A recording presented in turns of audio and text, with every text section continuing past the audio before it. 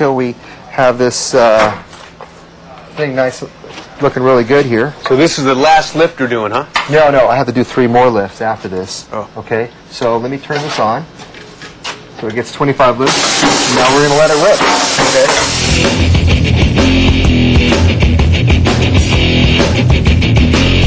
It looks really good right now. Yeah. So it's kind of like what happens in a black hole or a dwarf star. It gets compacted density, yeah? Kind of, yeah. We're just trying to pound it to see how hard it will get. That's what we're basically doing here. And we take this, all right, and just get it nice and clean here. Smells like dirt. Oh yeah, it is. Looks a little clay, probably silt. So I strike this off. Okay, I want to make it nice and smooth and even here with the plug. Okay. So. That's cool, man. Oh yeah. Do you ever kind of imagine that was chocolate or something? No, sometimes they have What do you think about? different smells and stuff. So they're a little interesting. So sometimes after a while you can kind of, it's like any job, you can kind of tell what the numbers are going to be. Take your plugs very seriously. Oh yeah, Yeah. it's quality control. We want to make sure that what we tell someone out in the field is what the real numbers are. So we'll make it nice and smooth right here. So what I'm going to do right now is I'm going to weigh this. I know the weight of the plug, the weight of the mold. All right, so let's find out what it is. Okay. So, and I put it down on here. So it weighs 35, 84.6 grams. Okay. So basically, from that weight, you can tell how the compaction is. It's a good compaction or not. Right. You got the number. Right. So what is that used for? What is that number good for you? Let me have a look. Well, here, take a look at So it. with that number, you give this to the contractor, and what is that? What do you say? Hey, this is good. This is bad. Why? What we'll do is not these numbers. We'll give them the results. We'll say, hey, look, you got on your soil, you got a 95%, and it passed. Okay. So would this be a 95%? I hope so. Yes. The bottom line is that when the contractor is going to ask me, he says, hey, did my soil pass? Once I've done this test, I can tell him yes. I can say, hey, all right. This would have passed. Probably, yeah. It looks good. Nice, It looks sir. good. That was cool, man. Okay, you got it? Yeah. Can I keep this? Sure, if you like. All right. Thanks, Jerry. That was good stuff. Hey, sure. Keep dirting away. All right.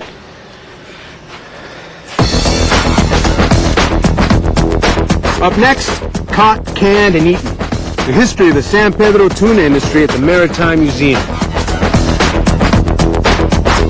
San Pedro was the fishing capital of the nation for much of the 20th century.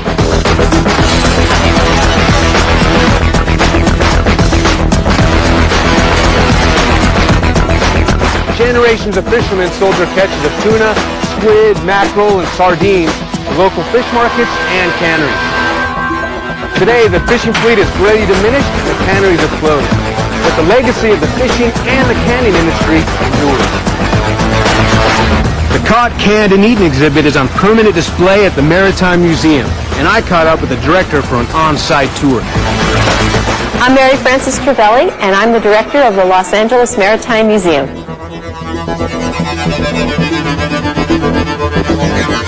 Hey, James.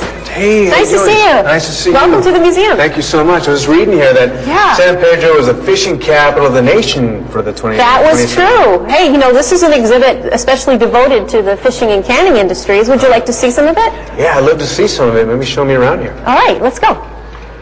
Oh, what is this little beauty? Oh, this is a tiny one-cylinder engine, and it is representative of the type that powered the earliest fishing boats. So we started off small in the harbor, and this is the area of the exhibit that you would call the caught part. And then later we'll look at canned and eaten. All right, so 1920, more or less, this was kind of... Early on, yeah. Okay, great. And what That's year correct. did this kind of get going, or what did it start here in San Pedro? Well, actually, we started experimenting with canning the fish in 1903. 1903. So early on, of course, Native Americans always, fish was always a source of food. But as far as industrializing and really getting those wheels turning, beginning of the 20th century. And that made San Pedro boom. It did, because you had multi-generations working on the boats, owning the boats, starting their own businesses. Right. So Yeah, it became a lifestyle. that's correct. Let me show you some of these nets.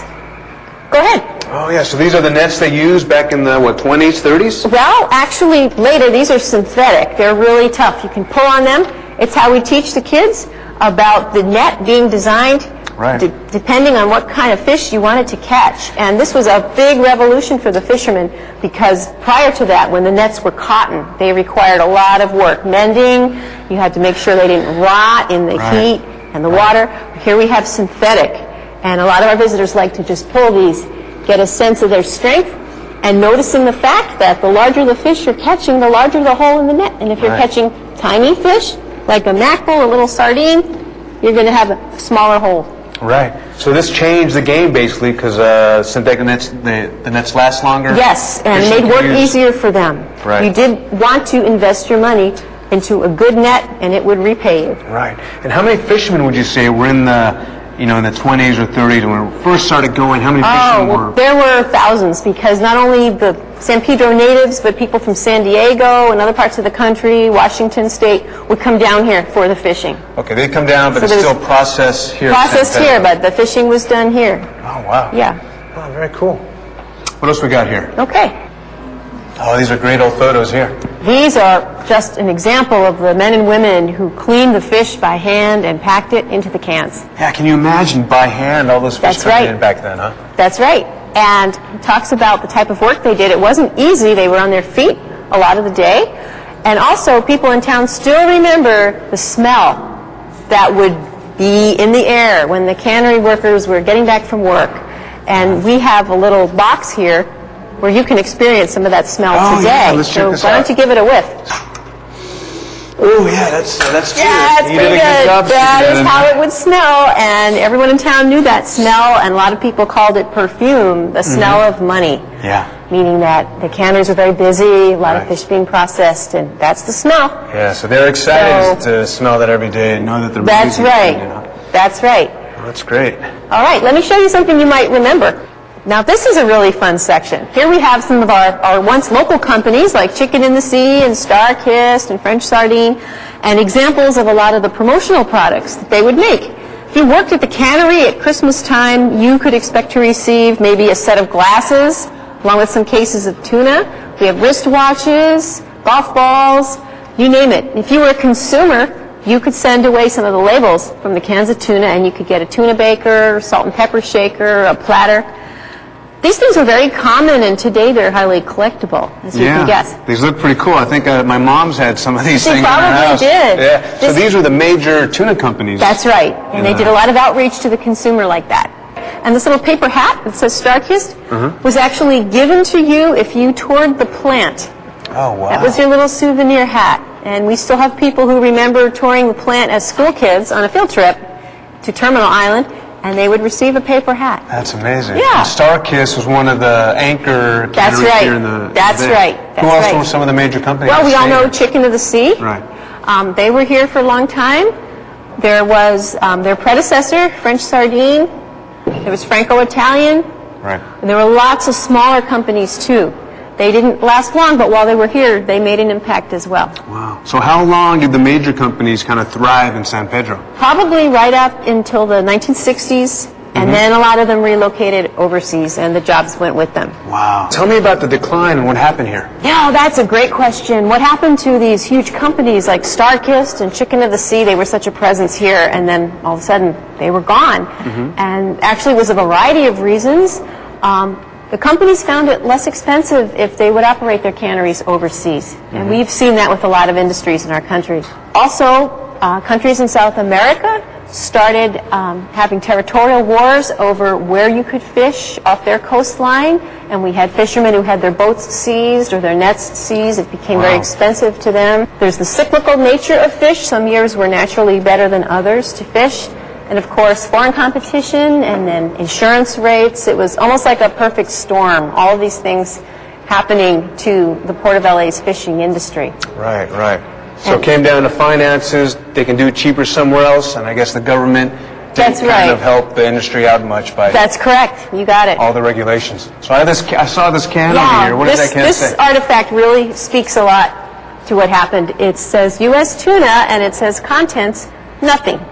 Through congressional inaction, the market has been captured by foreign flags and been transferred. So Says it that all right says there. it all right there, an The empty industry can. went somewhere else where it's cheaper. Right. As it does to a lot of industry. And what is this, a cannery nurse here? Oh, almost. This is actually the uniform of a cannery worker. We know who wore this. Her name was Minnie Lavarini, and she came to San Pedro at age 15 with her family. She worked at Starkist until she married. But actually, yes, the cannery workers did wear nurses' uniforms. The cannery owners felt that it would imply cleanliness in the operation, sanitation. yeah. And in town, you would refer to the female cannery workers as tuna nurses. Tuna nurses. So there's That's the great. uniform. Let me show you the really fun part of this exhibit. This is all about the Fisherman's Fiesta. The Fiesta on film. Think of the Rose Bowl on water, the Rose Bowl parade, because people would spend hours decorating their boats Yeah. with different tissue paper flowers and totally disguising them to look like something else. Sea creatures, famous parts of history, you name it. And Yeah, they look had- like big floats. That's right. And they had a parade, prizes, and a lot of families would bring their friends on board. You can see lots of dancing and eating, and it was really wonderful. And it was meant to bless the fleet for the coming year and to celebrate all that the industry had offered people. Right, so these were the good days, and they were That's flourishing. right. That's right. And every year they do this. They did it annually, and of course now it does not happen. Right. But in the heyday, in the 50s and 60s, right after World War II, it was really big. They estimate over 200,000 people lined the docks down by the fish markets at the south end of what is now Port Sacal to watch the parade. Right, Just a right. really wonderful time. Yeah, it's great to see this old footage of these like home movies almost. That's right. And actually, these are home movies that were donated to the museum so that we could all enjoy them. Oh, that's Look great. at all the work that went into that. Yeah, very ornate. That's amazing. Of course, when the fiesta ended, it was right back to work, right back to sea. Right. Yeah, that's very nice, Mary Frances. It's a cool little exhibit here. Yeah.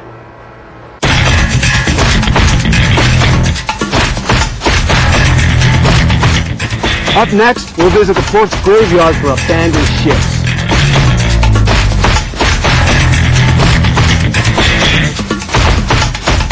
Someone once said, the best days you'll have as a boat owner is the day you buy the boat and the day you sell it. But what if no one wants it? Unlike a car, the stressed boat has almost no value. Some owners have resorted to sinking old vessels, which is not only against the law, but damages the marine environment. The short answer to the problem? Check out the Vessel Disposal Program. Hi, I'm Kat. I'm an environmental specialist with the Port of Los Angeles. So as an environmental specialist, tell me a little bit about the Vessel Program and what's the benefit? Well, we have a program that the Port of Los Angeles has initiated. It looks at some of these older vessels that are getting in kind of disrepair. The problem is that there's a lot of things that are on a vessel that can harm the environment. I mean, if you think about it, they've got the engine that has gasoline, that has oil. If there's other things, there could be antifreeze. There could be anything that you think of that you have in your car on a daily basis that could get into the water and harm the aquatic organisms that are there. Right. And over the years, a lot of the owners or industry has just kind of sunk their ships or left it in the harbor. Yeah, the problem is a lot of people, they don't have the money to keep it up. Maybe they've kind of forgotten they have the boats. They get into disrepair, and the water is a really cool environment. It can, take the advantage of something like that.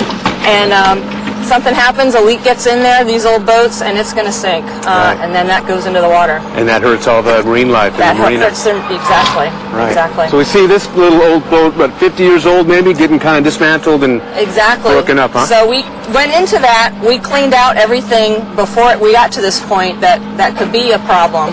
We took out the engine, we took out the oil, and now what we're doing is taking it up piece by piece, dismantling it. It won't get used again. It won't harm the environment. So the recycling action is this: we're breaking it up, we break it down in small pieces, and then it gets taken out to. We'll have it broken up into different pieces. The wood will go into what we can recycle. With the wood will get recycled. We'll take out any of the metal that will get recycled, and everything else will get disposed of properly. So I'm an ocean guy. Tell me why we just can't take these boats and sink them and create an artificial reef or something. Right. Artificial reefs are actually a really good thing, and that works in some cases in a controlled environment as well. What doesn't work here is what we're trying to prevent is things actually sinking in the marinas, not out in the open ocean where it would be more of a benefit. And then another problem is that with a lot of these old wooden boats, it's very hard to get them to stay down. You have to do a lot of work in order to make that happen. So it's actually a long, lengthy process to get that to happen, and it's kind of expensive. So we would never discourage a boat owner from trying to go down that process if they have the right kind of vessel to do that. They would need to work with the right agencies in order to do that. This program is really to help prevent accidents from happening, from boats from just sinking due to neglect and wear and tear. Right. So the bottom line is if you are going to create an artificial reef or someone wants to, there's a lot of formal steps you have to go through to keep the ocean safe. Exactly. And who in the marina is eligible to have their ship kind of dismantled or taken over by the city? If you own a boat in one of our 17 marinas at the Port of Los Angeles, you are eligible. Another little piece that keeps the waters clean and keeps the port clean in Los Angeles. Exactly. So all those pieces working together. Exactly. It's one of the many programs that we have here, and a really important and successful one. All right, Kat, thanks. And they got rid of this boat pretty quick. They did. Went fast, huh? They did a good number on it. I'm thinking 50 years of old boat and it's gone like that. Gone like that. But in a safe way. Exactly. That's the important thing.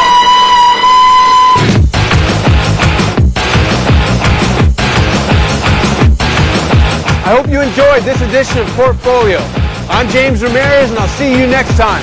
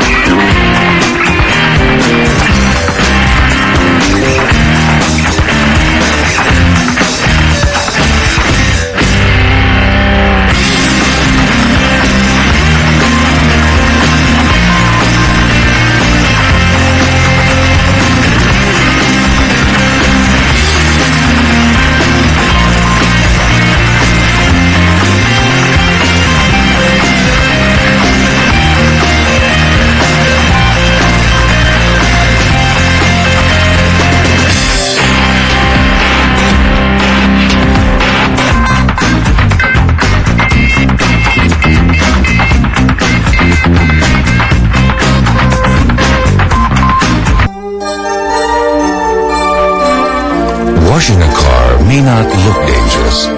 In fact, a lot of things we do in our neighborhoods may not appear hazardous. But they are when they go down the storm drains. Storm drains go straight to the ocean.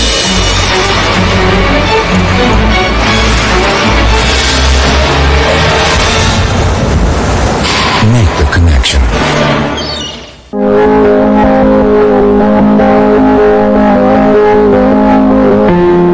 Every day, our brave troops and their families stand up for us. For years, we've asked so much of so few.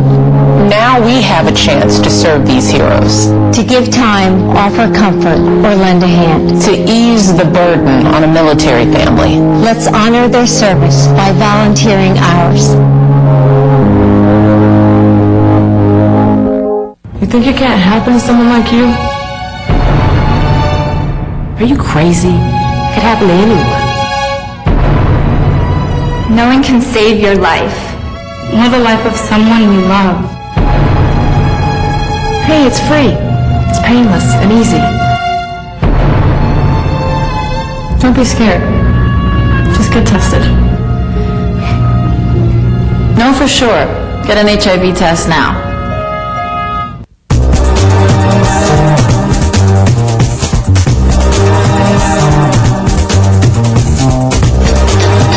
LA City View Channel 35. Your city, your channel.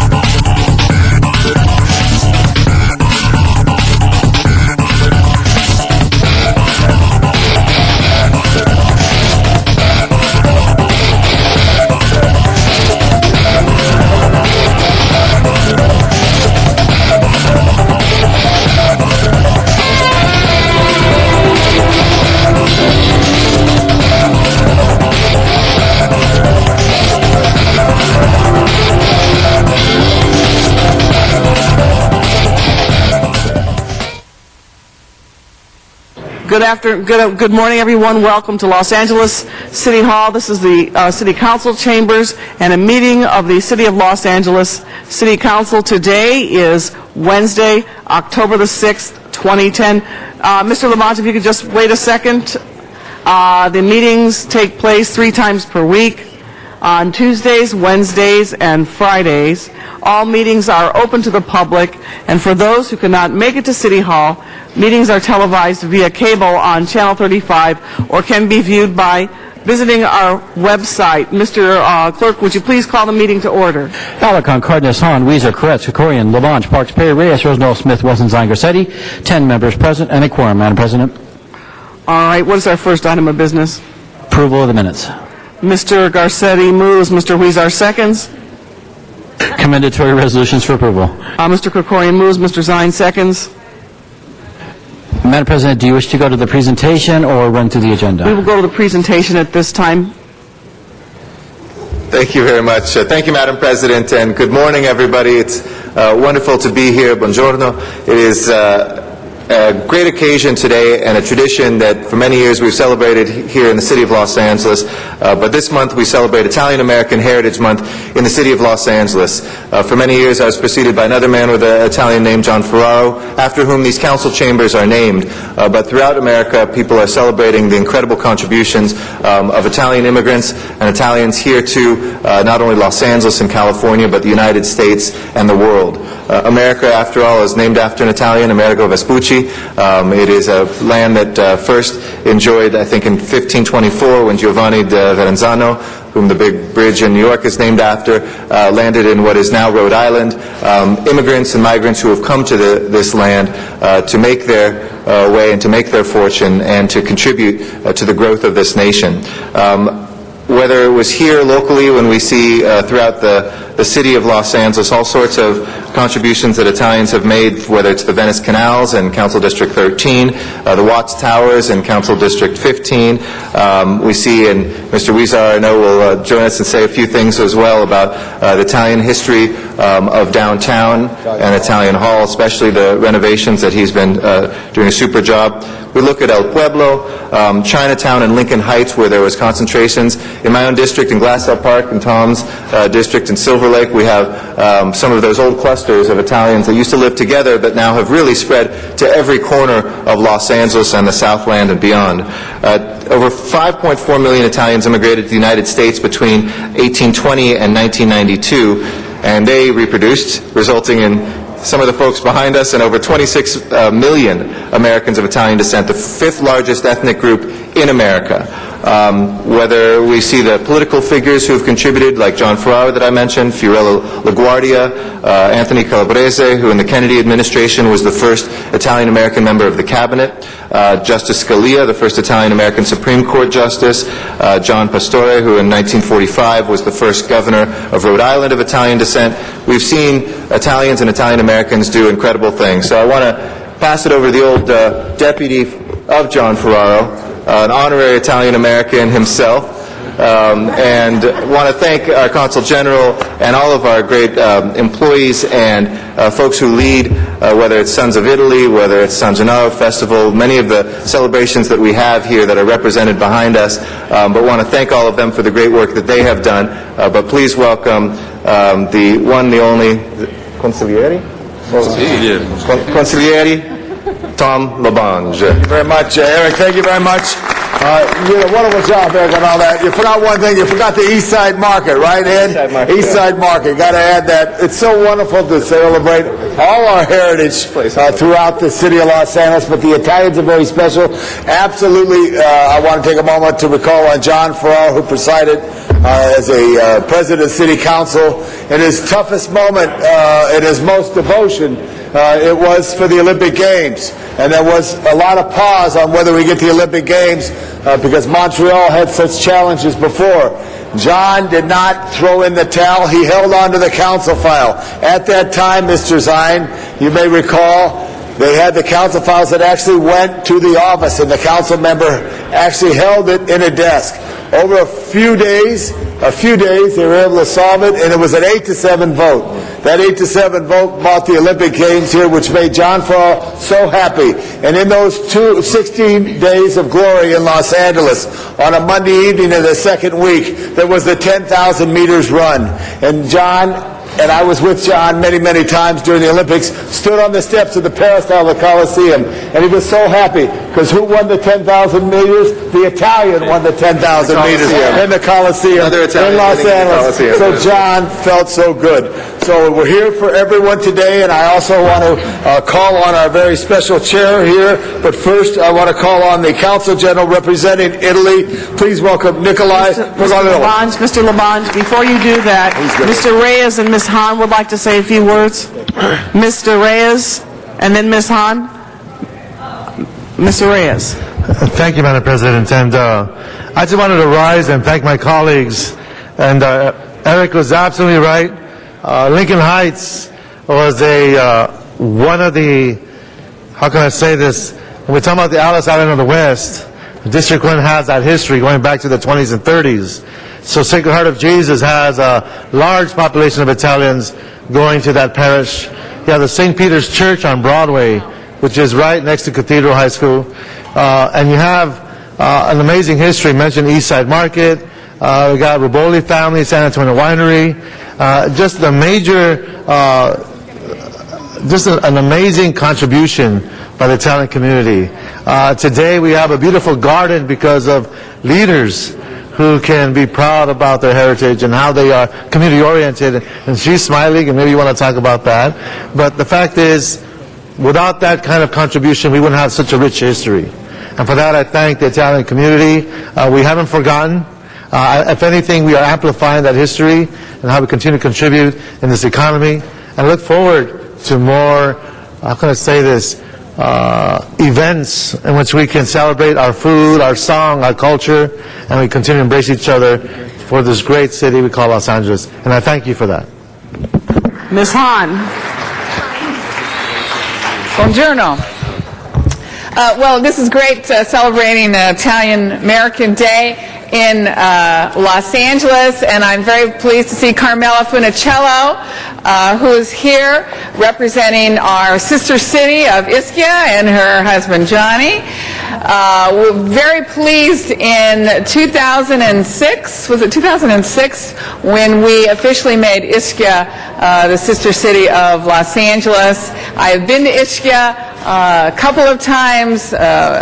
Very pleased to connect the two cities, the two communities. In San Pedro, we have 35,000 Italian Americans, many of whom come from Ischia. Many come from Sicily. Mariana, it's good to see you here this morning. And this is just such a huge part of who we are in Los Angeles, is our wonderful Italian Americans. They bring so much to us in terms of art, culture, history, and food. And I'm very excited to go to the Taste of Italy, which is coming up October 16th. I'm going to be participating in that event, and I think that will be a wonderful day for all of us. It was thrilling to have part of the Italian American Museum in San Pedro. We had a little satellite down in San Pedro, and that was a lot of fun for many people to participate in that. We need to do more of taking things like that out to different parts of the city of Los Angeles so that everyone can come in touch with the history and the love of our Italian American brothers and sisters. So thank you very much for honoring them today, Tom Labange. Mr. Huizar. I want to welcome our Italian Consul General to these chambers yet once again, and I want to thank the Italian American community for your activism, because if it wasn't for you, our beloved Italian Hall in Placito Alvera, it's now getting the funding to be renovated along with the Siqueiros mural that is upstairs from that Italian Hall. So thank you for your work. I look forward to that ribbon cutting. And Mr. Labange, what high school did I go to? Salesian, and the Salesians was started by our beloved St. John Don Bosco, an Italian that has influenced and saved many young people from trouble throughout the world. Great Salesian order, and I remember fondly many of the Italian priests that influenced me in my life. So as we move forward, we were taught as young kids that America is a melting pot, but in that melting pot, it is great to see that we continue our ethnic roots in this beautiful city of Los Angeles. Thank you very much. Mr. Rosendahl. Buongiorno and gracias.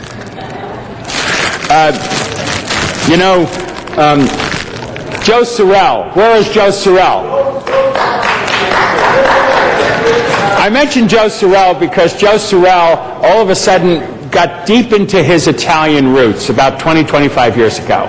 And every other moment, it was always about those roots. And he would bring it up. Joe used to work for me when I was in the cable business, and we're old friends. We go way back and everything. But that began to have me focus on Italy. Obviously, everyone who's done any world travel has to go to one of the most incredible places on earth, which is Italy. I mean, I'm a Catholic boy, so there was always, going there to see the Pope and to see everything in Rome. But Florence and Venice and all over your great country has not only blessed Europe in its historic sense, but the United States of America, obviously, is a home of immigrants. And here in Los Angeles, with the diversity of all of our communities, makes us very rich and makes us very powerful as a connection to the entire globe. You probably know our airport is the #1 destination airport of any airport on the planet because there are people from everywhere that come here and celebrate their heritage. So God bless the Italians and God bless the Italian Americans. Thank you. Mr. Zine. Thank you, Madam President. Jimmy Kimmel, a great Italian. Doug DeLuca, a great Italian. Eric Garcetti, great Italian. Great Latino, great everything. But I want to offer my congratulations. It's Tommy Lasorda, a wonderful Italian.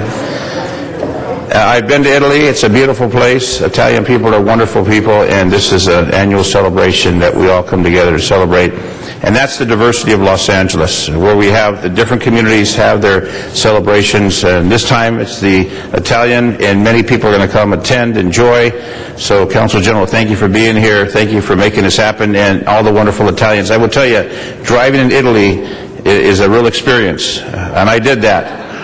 You think Los Angeles is tough to drive in. Try driving in Italy when you're not familiar with that, and I survived that. So I just want to offer my congratulations to you all. And Tommy, who's the great Italian and Irishman and everyman, the great Angelino, to make it all happen here. So to all of us, congratulations. And it's great to see you all here, to get this type of crowd out when it's raining, the roads are congested, and it takes 3 hours to get to City Hall. Thank you for coming down and showing your support. So a great event. Thank you.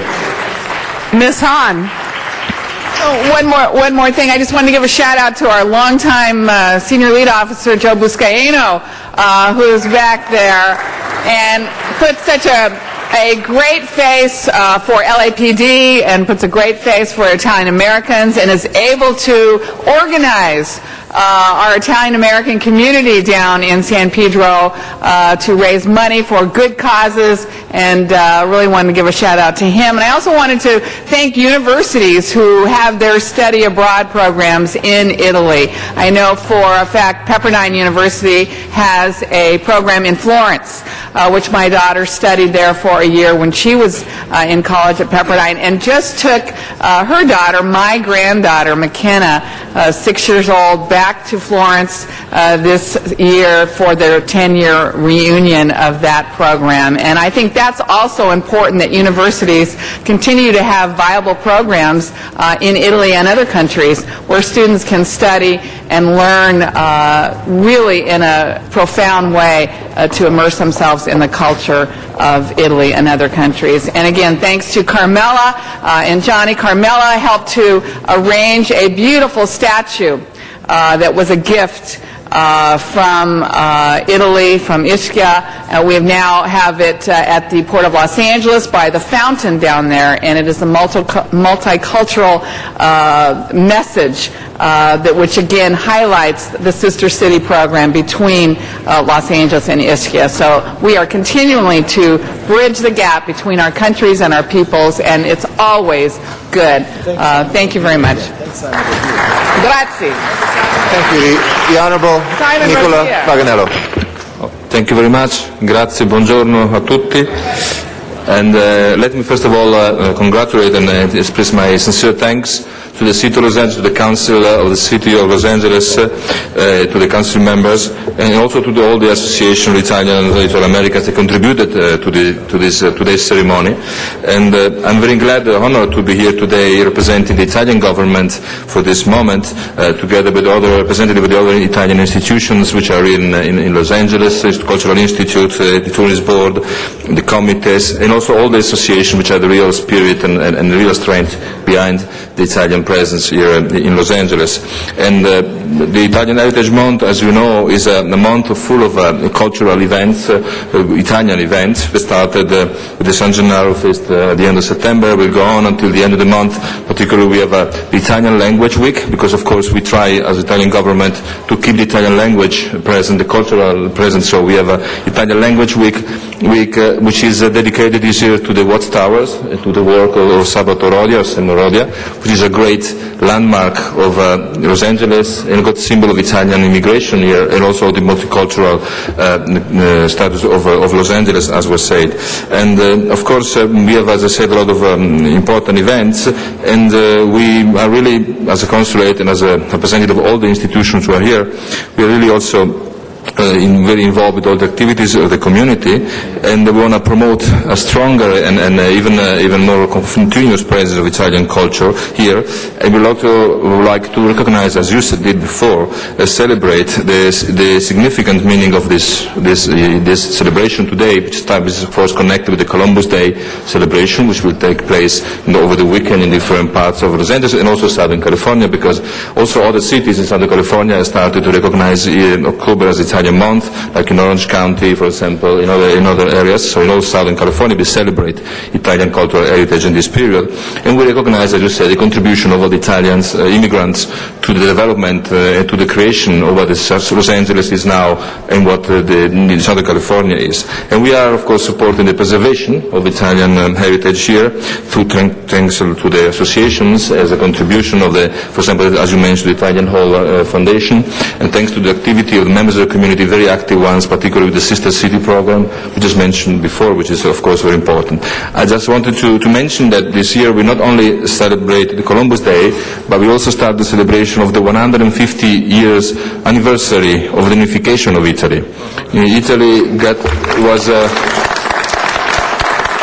was unified on March 17, 1861.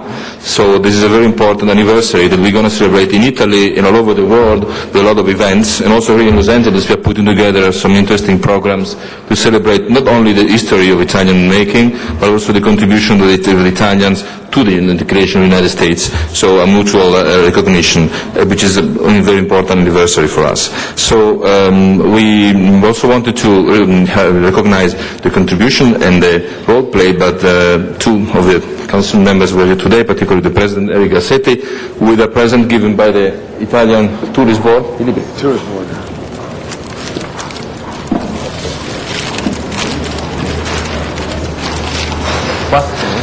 We have a book about Italy, which has been published by the Italian Tourist Board and the New York Times. And this is recognized for your Italian origin and your support to the Italian community.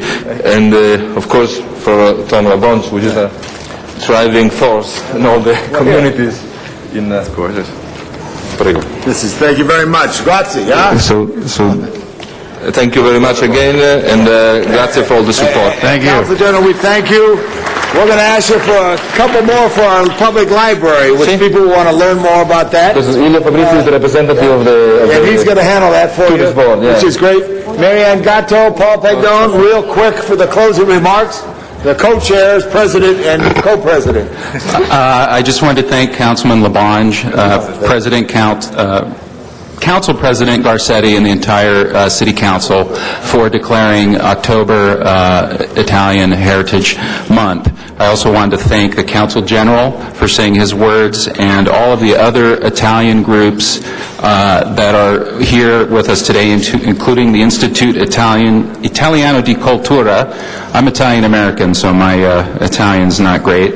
Obviously, I'm with the Italian-American Museum of Los Angeles, the Italian-American Club of San Pedro, Federated Italo-Americans, the National Italian-American Foundation, Order of Sons of Italy, and the San Gennaro Foundation. They're all here, and Comites as well, and the Trappetto Club, and the Tourist Board, who gave us the book. So there's a lot of people here to say thank you, and myself and Mariana, who's the executive director of the Italian-American Museum of Los Angeles, which is in Councilman Huizar's district on Alvera Street. We are working towards putting that in so that we will have a place that will recognize the contributions of Italian Americans in the city. And I just want to say real quickly that as a native Angelino, I think the most amazing thing about this city is the immense diversity, and I think it's really an honor and a privilege as an Italian to be a small part of that diversity.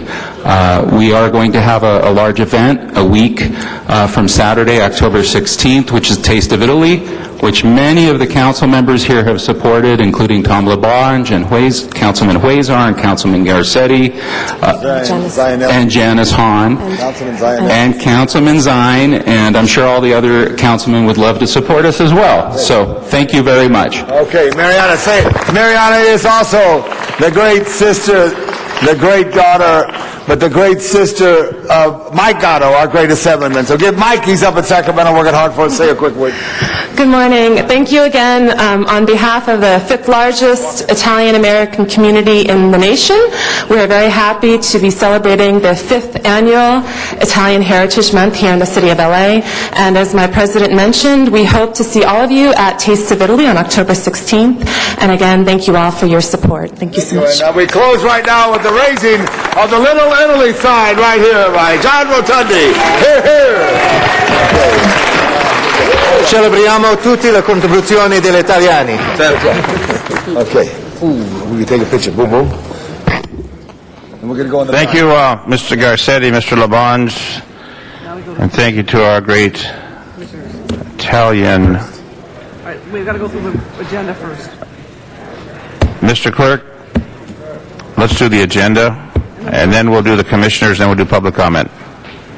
First items on the agenda, items 1 through 8, are building and safety liens notice for public hearing. The department reports that items 1, 2, 5, 6, and 7 may be received and filed inasmuch as those liens have been paid. Okay. That would leave council items 3, 4, and 8. Open the roll. Close the roll. Tabulate the vote. 12 ayes. Next items, please. Item 9 is a public convenience or necessity item in Council District 8, notice for public hearing, and a motion is required to either grant or deny the application. Mr. Parks, number 9. Yes, we'd like to make a motion that we move that item. All of the issues have been resolved as far as the entitlements on that particular project. So we can vote on that now? Yes. Okay, Mr. Clerk, let's open the roll. Close the roll, tabulate the vote. 12 ayes. Next items, please. Items 10 and 11 are public convenience and necessity items in Council District 4, notice for public hearing, and the recommendation is to grant the applications. And there's no cards, so on those, open the roll, close the roll, tabulate the vote. 12 ayes. Next items, please. Items 12 through 29 are items for which public hearings have been held. Items 12 through 14 are the commission appointments. Do you wish to hold those? Let's hold the commission. We'll do that after we do the agenda. Any specials, colleagues? Mr. Parks? I'd like to have 27, 28 special together, and then also 29. 27, 28, 29 special for Mr. Parks. Remaining items, colleagues? Seeing no specials, open the roll. Close the roll, tabulate the vote. 12 ayes. Next items, please. Items 30 through 39 are items for which public hearings have not been held. 10 votes are required for consideration. We have any cards on any items? Yes, Mr. President, you have cards on 37, 38, and 39. Let's hold those as special.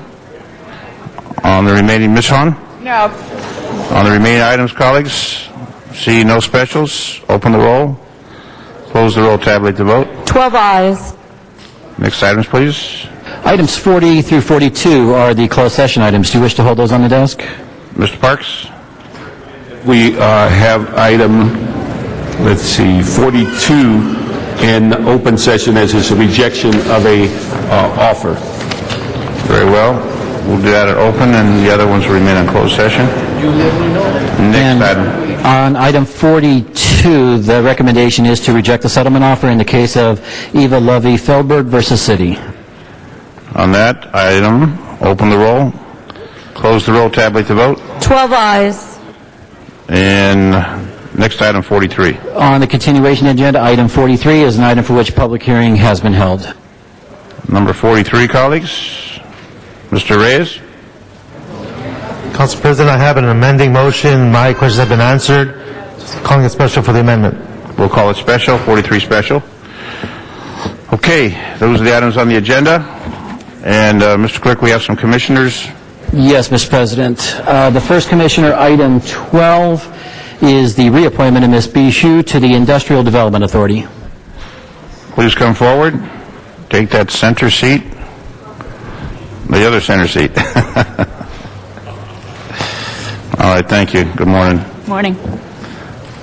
And colleagues, on this commission reappointment, are there any questions from Mr. Wesson? Moves for approval. All right. On that matter, Mr. Reyes? Mr. Reyes moves for approval. Mr. Reyes has a comment. Well, first I want to thank you for being here.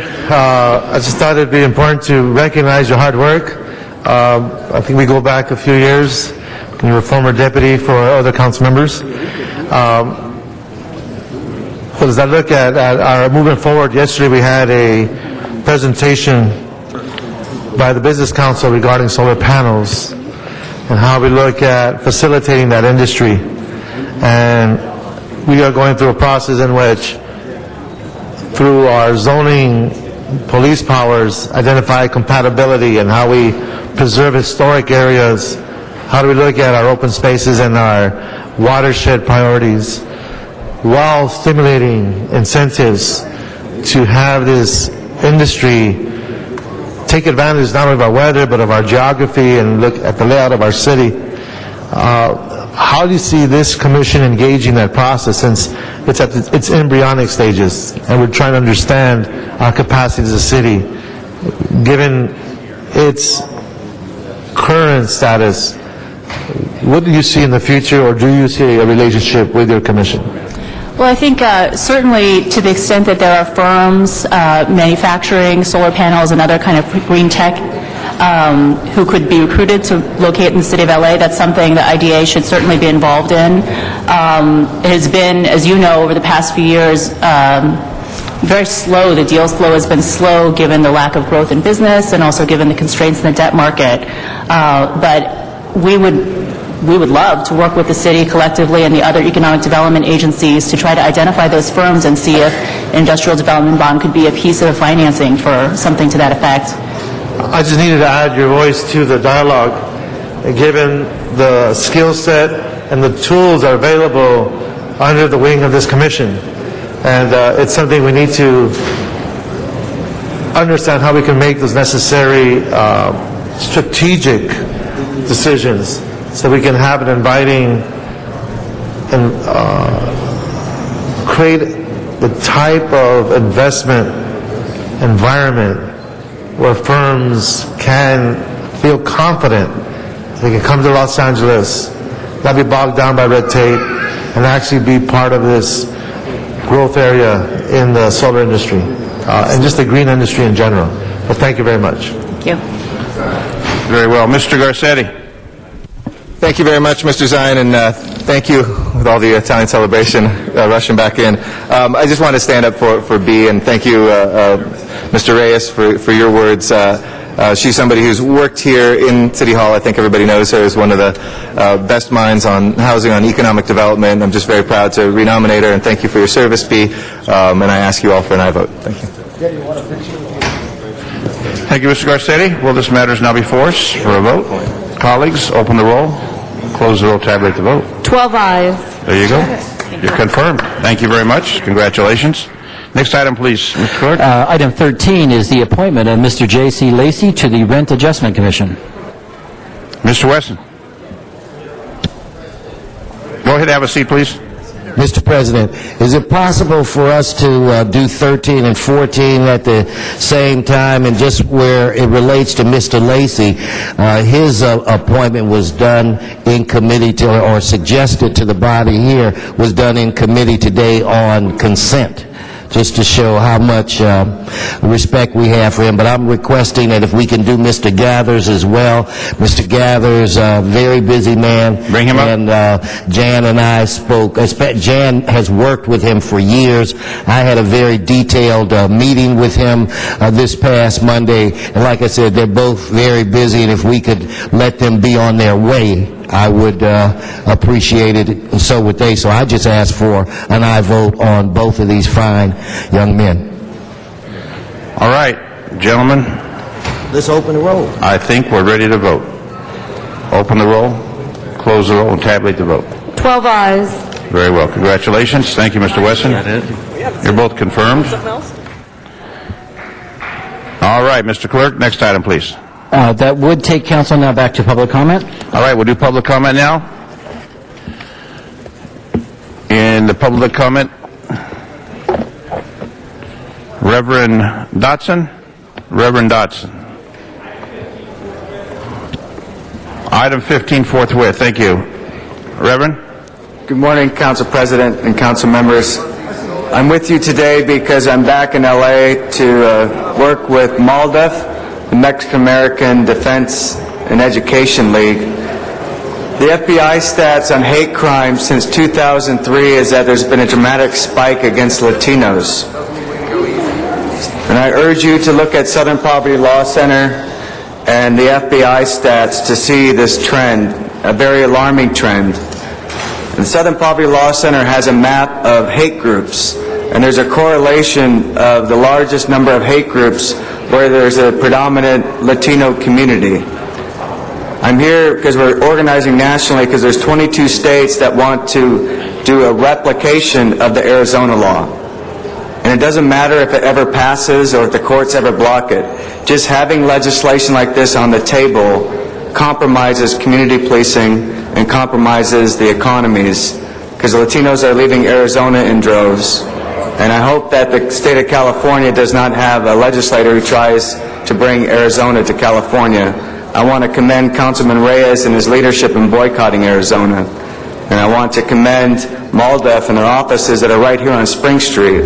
And for this council to continue to lead an awareness raising of who's really behind this. If you see the documentary 9500 Liberty, you'll see that there's a registered hate group called FAIR that is funding COBOC going from state to state, city to city with this hate legislation.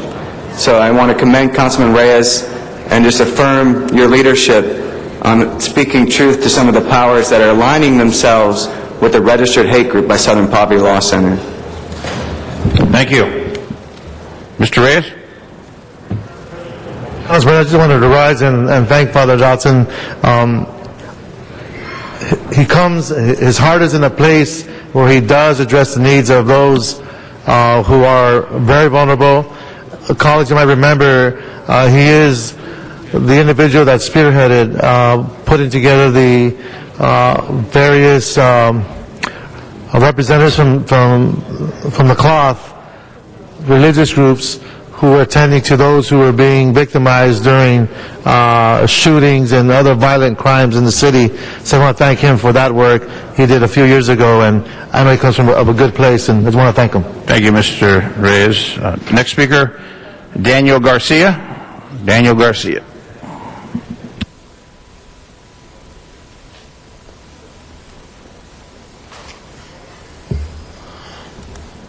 Good morning, Council. I'm here because I want to say to you that there have been issues on the high-speed rail, the California high-speed rail. The issue number one that I am concerned about is that by construction the high-speed rail, it could eliminate some housing during the eminent domain. But there was no allocation of money to have any project on housing in the city of LA. I wonder if the city of LA is prepared for the high-speed rail that's going to cross downtown area in part of the LA. It's not involved housing. The problem here is that there was no housing element to project, and that's my main concern.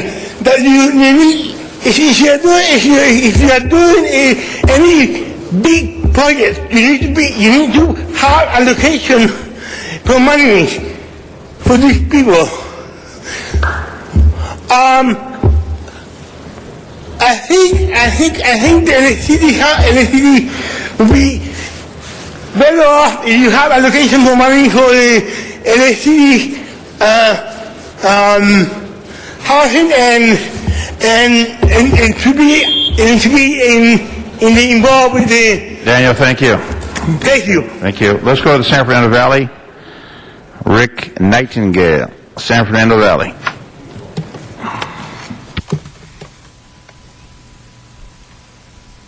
Yeah, good morning, Rick Nightingale. You know, this is regarding your sanctuary cities and your illegal aliens and so forth, that we are a sanctuary city.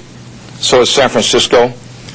But people don't realize is that when you hire an illegal, legally, and you turn around and have a business, and you want to make sure you do everything above board, and you turn around and go to an organization and you ask, I want to make sure this is all above board, and would you send me some people that I'd like to hire? And they come and they fill an application, they turn around and give you the right documents, driver's licenses and so forth. You can't ask them, is this fraudulent? Is this really yours or otherwise? You have to take it at face value. And then you turn around and you hire them. But then when you find out that they're illegal, and if you held on to that person and ICE came in or whatever, you can be prosecuted for hiring an illegal alien. So you fire them. What else can you do to make sure, and if you go back later on and you get a letter stating that that person, we have questions about it, could you take care of it? You can't turn around and ask that person, let me see your social security number, let me see your driver's license, I'm having a problem with it. No, you turn around and you say, you take care of this. I had something came through the mail and they're asking questions. Could you please take care of this and get back with me? Now that sounds logical as a business person. What else can you do? But then when it comes back and you turn around and they say, and they don't do anything about it, what are you supposed to do except take it at face value? And some people do not take it that way. As you can see in the news and so forth, you people have to realize that there's certain things you have to do by law, and you can't extend it and question people. That's the way it has been put down. For Wade Meg Whitman, thank you. All right, Arnold Sachs, back here at City Hall. Arnold Sachs.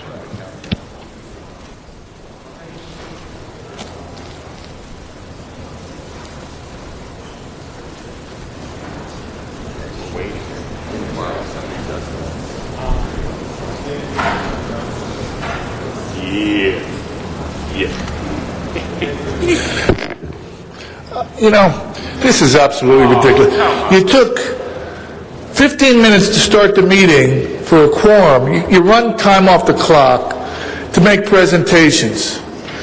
We get screwed on this side of the speaker every time we come to this council.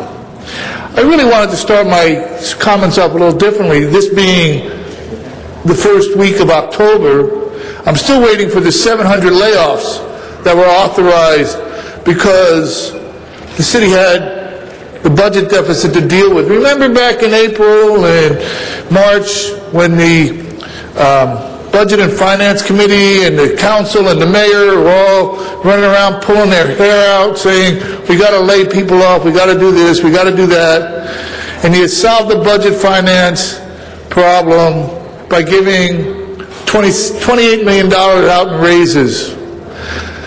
That's quite an accomplishment. Instead of saving the public, by the way, you were helping your family of workers. So if you're helping the family of workers, who's representing the public? Because you really can't wear both of those suits. You're elected by the public to serve the city, and those people are hired by city agencies to serve the city. So if you're concerned about and I don't see any of the members here to discuss the layoffs that were coming up, the 700 people, who's representing the public? I like this idea, though, to hire an inspector general. Wasn't there a movie, Danny Kaye? He's available, inspector general, ratepayer advocate. What a load of crap. Ankur Patel.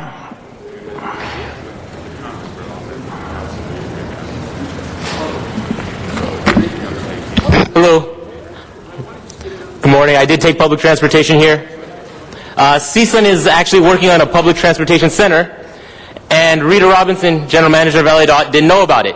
So I informed her, and hopefully something comes of this. But the fact there's so much lack of communication between so many different agencies. There's lack of communication between the people and the councilmen. Still, most of you guys don't have your neighborhood councils listed in an organized fashion on your website. You know, how many times do I have to say this? Can you at least put the neighborhood councils that are in your district on your website, when they meet, a contact information? I mean, it's like you guys are trying not to listen to the constituents. Thank you, Councilman Krikorian. I know you have made the effort. You are one of the better councilmen, in my opinion. I'd like to thank Councilman Parks for actually coming out to that candidate forum we had a few weeks ago. That is how we can get people involved, right? You have to come out into the public and make yourselves visible to the people. You know, you guys have events here and there, but the fact of the matter is 10 out of 15 of you were elected with less than 10,000 votes. Less than 10,000 votes put you guys into your positions, 10 out of 15 of you. Councilman Rosendahl had close to 20,000 votes, and Councilman Smith had about 15,000 voters in your district, and you took about more than half. That's why you're here. Councilman Smith ran unopposed with about 15,000 votes. The lack of participation is something you guys have to address. Personally, it has to be on you. You have to come out and get people to vote. Please, I filed the California Public Records Request Act for how much money is in the general fund. What a joke that was. I'm going to have to file like 7 different kinds of statements to find out how much money is here and there. Thank you. Fan Huang. Huang.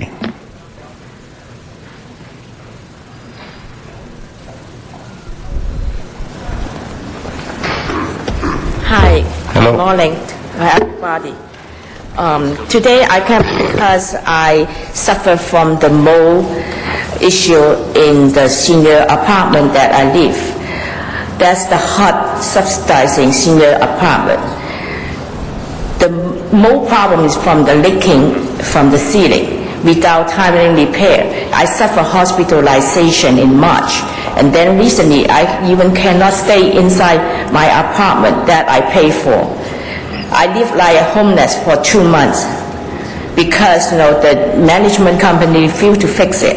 And I think the mold problem is not only to my personal experience, but also according to the CDC's website, the information, and the age, information, mold can causing problem not only to the adults, but also to children's learning and children's, autism.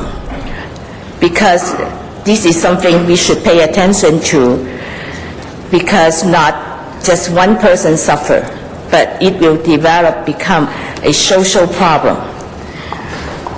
Like my situation, I have been medical treatment for many times because of the side effect of the medication that causing by the allergy medication. And also I have been hospitalized because of the chest pain that causing by the side effect of the allergy medication too. That's why today I hope the government, the agencies, can pay attention to the mold issue, because, that related to many people now. According to the co-enforcement and the environmental health inspectors, half of the houses and buildings in California are with mold. Thank you. What city do you reside? Baldwin Park. Baldwin Park. Yes. Okay. Mr. Garcetti, can you address that, please? I'd asked the clerk where you lived while you were speaking. I'm looking up on the internet. Baldwin Park is a different city from the city of Los Angeles, but it looks like they have a housing department. I'll try to get the number for you so you can contact them. I did, but the problem is they said, the contract, my building, is belong to LA City. I was kicked back and forth. In Baldwin Park? Yes, because that building, the management company belonged to LA City.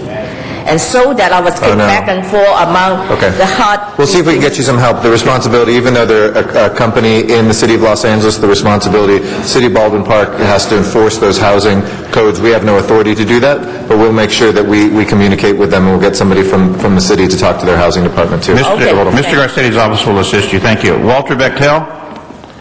Walter Bechtel.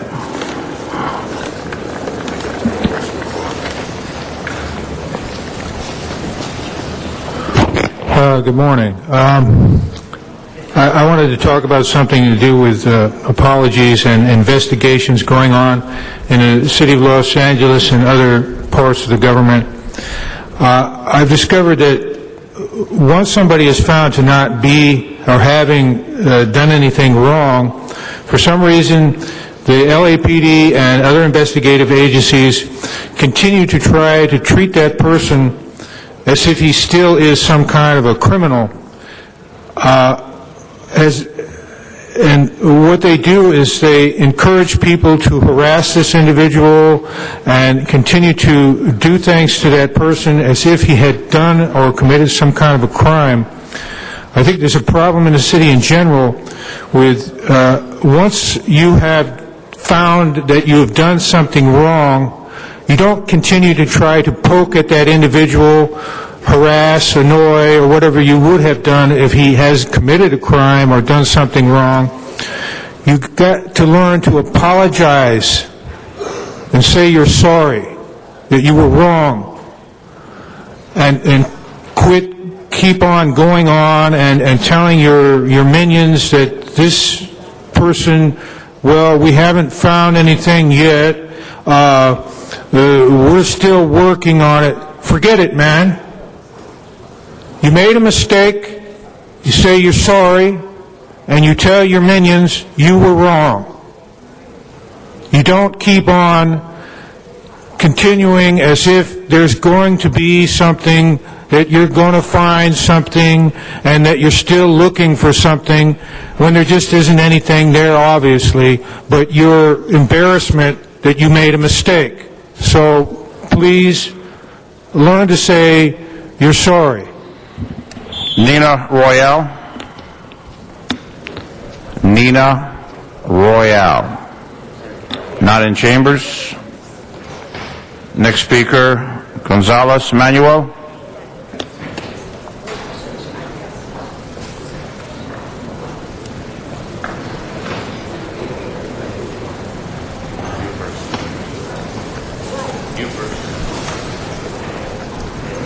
Good morning.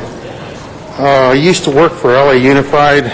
as a gardener for 22 years, and due to some situations with work-related injuries and my handicap, 3 years I got a letter saying that I've been overpaid by $10,284.10, and this is due to a personal necessity deal that they came up with, and I need some help with this because I was forced retired. I have a letter here from the district how they could not accommodate me, even though I had a 9-year battle for my accommodations due to my cerebral palsy and the work-related injuries. So if there's some kind of help or somewhere that I can go with this, because like I said, I was forced retired, I'm on a fixed income, there's no way I can pay this amount of money, and I don't know how the district came up with this after 3 years of me not being there working with them. Sir, you retired from where? The Los Angeles Unified School District. Okay, you may want to address the school board. They do have meetings, and there's... I have done that, and I'm getting no response. That's why I'm here. They have jurisdiction over the schools. We do not. Well, I thought you guys could help me. I didn't know you couldn't or wouldn't. I don't know which. Well, we don't have jurisdiction, sir, so there's not much we can do about it. Where do you live? What city? I live in unincorporated Whittier, which is L.A. County. Okay, sir, thank you. Matt Dowd?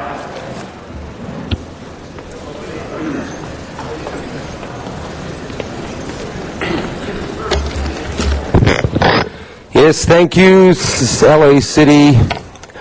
I'm Matt Dowd. I'm here because of Bill Rosendal's deputy sleazy act at the town hall meeting the other night. See, we're First Amendment people. Went there early, said, dude, I want to speak first. Here's my card. And he promised me to my face and then shuffled it down the deck. And it was a simple little test to see, dude, will you follow through? So clearly it's a brick wall. Arturo Pina, he needs to be fired, really. It's outrageous. Well, went through outrageous drama just to get some public comment. So anyway, I said, I'm Matt Dowd. I'm on a federal case with Mike Hunt. We've been over this. Search lacity.org. You can find the mayor approved a payment of $270,000 to the federal court with my name on it, Michael Hunt and Matthew Dowd. Then there's $211,000 approved by the mayor that we got in a jury award for the attorney. So we were right about First Amendment stuff. In the first case, now on November 5, we're in the appeals court having oral argument. That's more hundreds of thousands. We would have settled that we told you, like, it's so typical of the city. We warned you about the subprime. We were right. The elephants. We said you're going to fire thousands of employees because you've got a structural budget deficit every year. It's coming back next year. What are you going to do? Another 1,000? So all the cities, if you Google Harrisburg and Pennsylvania and a lot of these other municipalities, they're going to be filing for bankruptcy because you have to jettison your structural problems or nobody's going to loan you any money. So if you just let me finish my sentence, I'll be happy. Thank you. Thank you. Noel Weiss. Nina Royal's here, by the way. She came. Council members, good morning. Question of the day. Is great political leadership born, or is it made, developed? Are we talking about sustaining ourselves within a comfort zone, kind of where mediocrity resides, or are we talking about extending beyond the zone of comfort to some form of excellence? There is a generational opportunity here that is unique in this moment in time. So far, this council as a whole has not lived up to its responsibilities.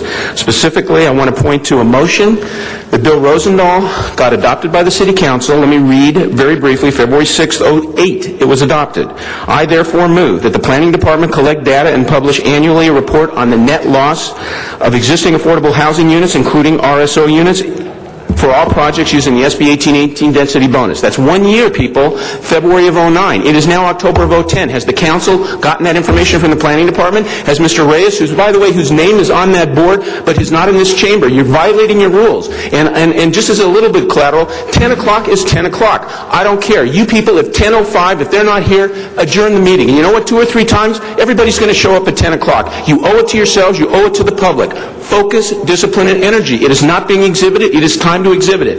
With regard, Mr. Reyes, again, the motion, Mr. Weezar's motion, adopted February 13th, same thing. I want to instruct the planning department to report back in 1 year on the status of these SB 1818 projects. How much affordable is being created? How much is being lost?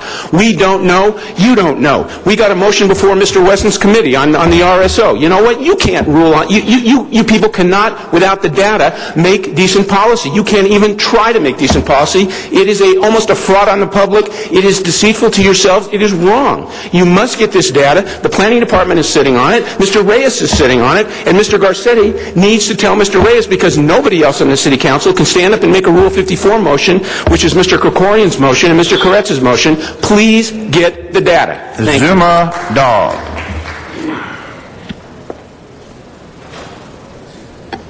Yes. For those of you who may have just moved to the city, my name is Zuma Dog, iconic prophet legend of political, municipal fraud, waste, and abuse exposing. And so I had to come down today to do some more. Now, everything I'm speaking about is covered and posted at a new online resource, lacitynews.com, covering LA City News. You can read about the recall campaign that's being discussed in Dennis Zines district, as reported at LA Times yesterday, over outraged constituents due to Dennis Zines' betrayal of what he promised them and his strong-arm tactics of closed meetings behind people's back. So that is at lacitynews.com. Read about the Dennis Zines recall campaign that's being talked about. Also, the reason I'm here, read about REAP Rent Escrow. I've spoken more about this than any other topic in the city. And the LA Housing Department, I would like to see that Carmen Trutanich, if you're listening, I know you got all these billboards to crack down on. And I'd like to see the report Carmen Trutanich promised council regarding the conflict of interest at Rent Escrow that is blogged at lacitynews.com. Robert A., we'll call him Robert A., from LA Housing Law Authority. He was awarded hundreds of thousands of dollars of contracts by the city council as to be an outreach contractor for REACH. So Robert A., LA Housing Law Authority, awarded hundreds of thousands of dollars in contracts as an outreach contractor. He is also the assistant general manager of the LA Housing Department. He is the one in charge of investigating himself. The address that he uses for his outreach, of the LA Law Outreach, is also the address he uses for his own private attorney practice. You have a situation where you have the guy that's doing outreach, then he's suing you, the city. You're going to be charged millions of dollars. I want to see the report from Carmen Trutanich, lacitynews.com. Thank you. Nina Royale.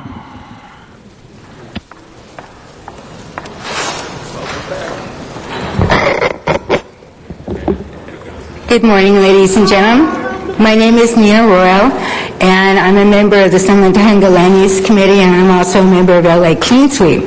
I have a question for you. I don't understand why you could push Assembly Bill 2531 through without anybody knowing about it, and in such a timely manner. It's absolutely incredible that it got through the Senate, it got through the Assembly of the state that had to do with LA, but yet Council File 09-0966, a motion that was passed by Paul Krikorian and Jose Weezar, and I believe Paul Koretz, is still sitting there regarding SB 1818. SB 1818 is extremely important to all the communities, not just San Tahanga. So I please ask you to do what you did for AB 2531 and get this going. Thank you.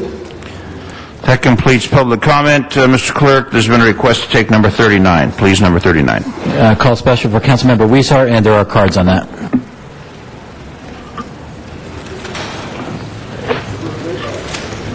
We have number 39, Arnold Sachs, and and Matt Dowd. Mr. Sachs, followed by Matt Dowd on number 39.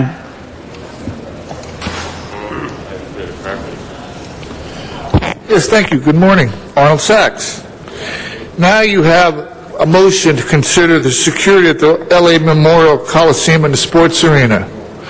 When the city was biting the bullet, taking the cost for providing the public safety officers as per, what's his name? Sleepy, the previous councilman, passed an amendment, Nate Holden, Sleepy Nate Holden, passed an amendment. Special events. All the time people came up here talking about special events, and that place was getting not only security, but an extra 20 LAPD officers on the city tab. And now you have a budget crisis. Now you're concerned about the staffing for controlling these events. What was wrong with the other staffing?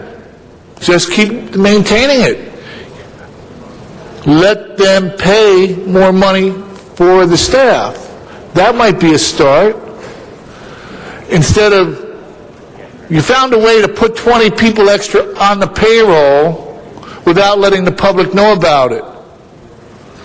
And you maintained it for 10 years without letting the public know about it.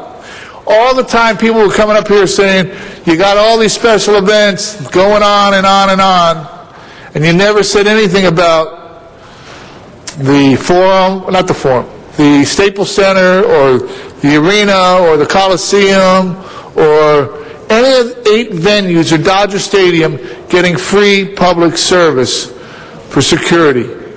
That's great, and now we should take your word on it. Thank you. We'll now go to Mr. Weezer. I'm sorry. Mr. Dowd? As our city clerk informed me, don't worry. Why does it always happen to me? I don't know, but it's certainly not intentional. Mr. Dowd, please. Hey, reset the clock if you're going to be talking, though. Can you reset it? I'm not giving you like 8 seconds just to comment. Okay, I love this item, though. I love this. The Coliseum. Of course. See... Yes, report to LAPD, find out how we can prevent and strengthen, ensure that drug use is not tolerated. You know, but these are all the people. What about all the medical marijuana, the medical people? You know, you're going to have to account for all these people, and there's all these things that they're just out of your scope. But I'll tell you why there's all these problems is because these are all the people trying to have a good time going to some event to release energy and steam because there's no jobs out there because, you know, the economy's wrecked and all these people are getting laid off. And, you know, all these other economic things that collectively the elected officials, federal, state, and municipal have failed to address. So now here we are at the point where, you know, everybody's getting carried out of the Coliseum. You know, the first thing you probably need to look at is how much alcohol you're selling, because that's probably the root cause of most of the problems. But oh wait, there's money in that, big money in that. So, yeah, good luck with the drug use. You know, I mean, there's already laws all about drug use, you know, that are relatively adequate. But yeah, I lost all my faith in LAPD. Smith, Beck, Peters, Sergeant Rena, so it's all bad. Mr. Weezer. Thank you, Mr. President. If I could ask the fire department and the police department to please come up to the desk. And this motion came about after an incident at the Coliseum where there was a, as are known to be called, a rave party in June, and there were some images on television that showed a bit of chaos, that showed some people being taken by ambulance to the hospital because of possible drug overdose. And when I saw these images and I realized that this was under a joint city-county jurisdiction, I thought it prudent that the city do what it can to ask the questions as to whether these types of events should be at our city-run facilities along with the county, and if the answer is yes, what are we doing to ensure that those types of images do not come up again or do not occur again? So I wanted to hear from the fire department and the police department your views on the incident, on the event, or similar events, and your thoughts on how we should proceed. I know the fire department has come up with a number of recommendations that it believes we could adopt to improve the operation of these events. I'll ask at the end of this meeting if we could get a report back from the CLA and CAO along with the fire department and police department on those recommendations. I know that the commission, it's its own entity, has its own responsibilities and jurisdiction, but we could possibly adopt those recommendations for any facilities within the city that hosts these types of events. And I know there's a task force over at the commission of which Mr. Parks is a commissioner that has been working on this as well. And so whatever actions we take here, we want to work with them as well. So if we could first hear from the fire department and then the police department on your thoughts on these events and what you see happening from here on forward. Thank you. Councilman, good morning. I'm Battalion Chief Michael Bowman. I'm Commander of Public Safety for our fire department. Relating specifically to Electric Daisy, the event that occurred at the Los Angeles Memorial Coliseum, after the event, I was directed by my fire chief to come up with a report specifically on what was the planning process, what were all that went into a historical perspective and everything that went into the planning and the involvement of the Electric Daisy Festival at the Coliseum. And in that, I laid out specifically what goes into a plan of an electronic music festival of this nature. And as you can see, in this plan, the fire department is specifically responsible for the overall safety of an event of this nature. So we apply what's in the fire code, a national standard of the occupant load is based specifically on square footage and exiting. But that's not all that's entailed as far as the total occupant load. We go from there and establish what legally can be acceptable in the Coliseum. But in addition to that, we look at the entire layout of the event, the estimate of the actual attendance that will be there or that will want to be there. What is the assurance of that exiting plan that we established? What type of talent do we know that's going to come into this event? The theme of the event, whether it's a rock concert, whether it's an electronic music festival. The medical plan that's going to be needed to support that event. Throw away the one they gave you before. The security plan, not only the private security, but what we're going to be needed with our LAPD counterparts in this. And the history of the event. What type of issues have arisen from an event of this nature, which includes a traffic plan and ultimately a medical plan that's going to be able to support an event of this nature. After that, we establish what we believe would be a safe occupant load, and then in this plan, we have security and our LAPD counterparts. They'll come in and say, yes, we can support that plan. So after that's all done, we go and we scrutinize this plan all the way till game day, till the time of the event. And with that, I can go ahead and if you would like to comment on anything with LAPD's perspective in the planning. Sure. I think that Deputy Chief Pat Gannon, I'm the Commanding Officer of Operations South Bureau, and the Coliseum falls within my area of responsibility as far as the Los Angeles Police Department goes. There's been, over years, there's been many successful events at the Coliseum, many concerts, large events, the Pope. I mean, there has been huge events there. Each one of the events that there have a unique set of circumstances that surround it as far as planning goes, so that we can work through the issues that are involved. Electric Daisy that was there in June, or electronic music festivals, large electronic music festivals, are just another event that creates issues for us.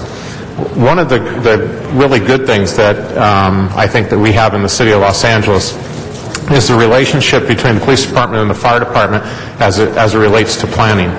For the Electric Daisy concert, we started 3 months prior to the concert itself in planning sessions leading up to the event to ensure that we planned appropriately for everything that we could possibly think of based upon previous events like this. Electronic music festivals have grown in popularity, and as a result, the number of people that now attend those events has increased, and the promoters have increased the size of the footprint. But for us, for the police department especially, we got to find ways to protect our young people as it relates to the abuse of drugs and the impact that it has on them in these concerts. We have to limit the impact that these large events have on the surrounding neighborhoods, especially around the Coliseum. And 3, we have to ensure that adequate structure and staffing, both inside and outside of our venues, is managed appropriately.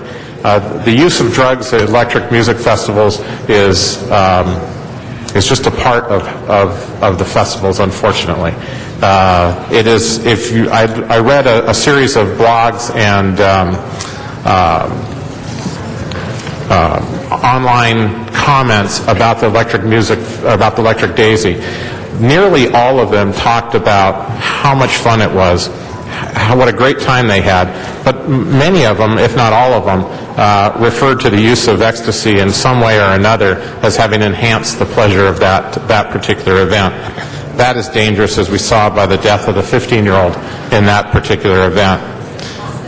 Anytime you mix adults and juveniles into a concert or an event like this, I think it's dangerous. And recommendations have been made to limit it to 18-year-olds, which we support, 18 and above, which we support across the board. The only problem with that is that if we have to really support that effort across the county. We have to support that across the region, because if one venue decides to allow 16-year-olds to attend these events, which is there are a great number of 16-year-olds that do attend, then that particular venue, people will rush to that. The promoters will rush to those events, those venues to have their events. We have to have a strong education piece to this. I think it's not only the venue's responsibility, but it's also our responsibility as a police department, and also the promoter's responsibility to ensure that we educate people all along the way, from the time they buy their ticket to the time they get to the event and within the event, on the dangers of drugs, and signage along the way. As far as our drug enforcement goes for Electric Daisy,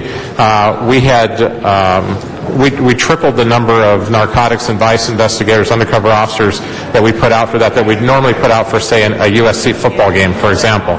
And we made 118 arrests at that particular event. About 53 of those were for narcotics-related violations. And the narcotics investigators that came back to the CPI worked both of those days, and I was at the venue almost the entire time during those days. They said it was like shooting fish in a barrel. And we dealt with outside the venue. We didn't make a big effort inside the venue. Ours was all outside the venue, in parking lots and in places where people were congregating before, during, and after the event. Another big issue for us is staffing. For this particular event, I used 250 officers. For the Electric Daisy, I used 250 officers each day. So I had actually 505 officers assigned to Electric Daisy that came out of my deployment in South Bureau. So I took that deployment out of South Bureau in order to police that event. Now, approximately 70 officers were paid for by the Coliseum and worked inside the venue. But anytime you have 85, 90,000, 100,000 people on Saturday, I have to protect the community surrounding that venue also. During the Electric Daisy Carnival, that two-day event, we had 53 Part 1 crimes in the reporting district surrounding the Coliseum. Now, in the weekend prior to Electric Daisy, where we had no events at the Coliseum, we had 3 crimes in that area. So that's the kind of impact that an event like this will have on the area. Do I think we can police it appropriately? Yes, I think we can. However, it takes a lot of coordination and a lot of effort and a tremendous willingness by everybody that's a part of it. Thank you. Our next speaker is Mr. Reyes. Thank you, Council President. First, I want to thank Battalion Chief Bowman and his staff and the fire department. Lessons learned from that experience were applied in the cornfield in one major event where we had literally thousands of young people in open air.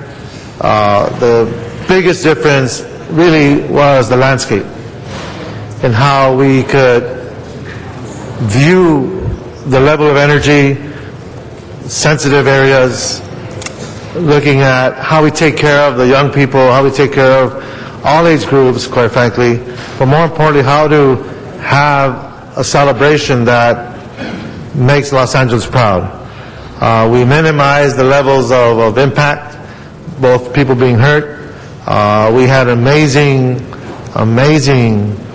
participation and cooperation from various agencies, the county, the sheriff, the park rangers, LAPD, and it was orchestrated. It's almost as if Battalion Chief was a conductor beginning at a great orchestra.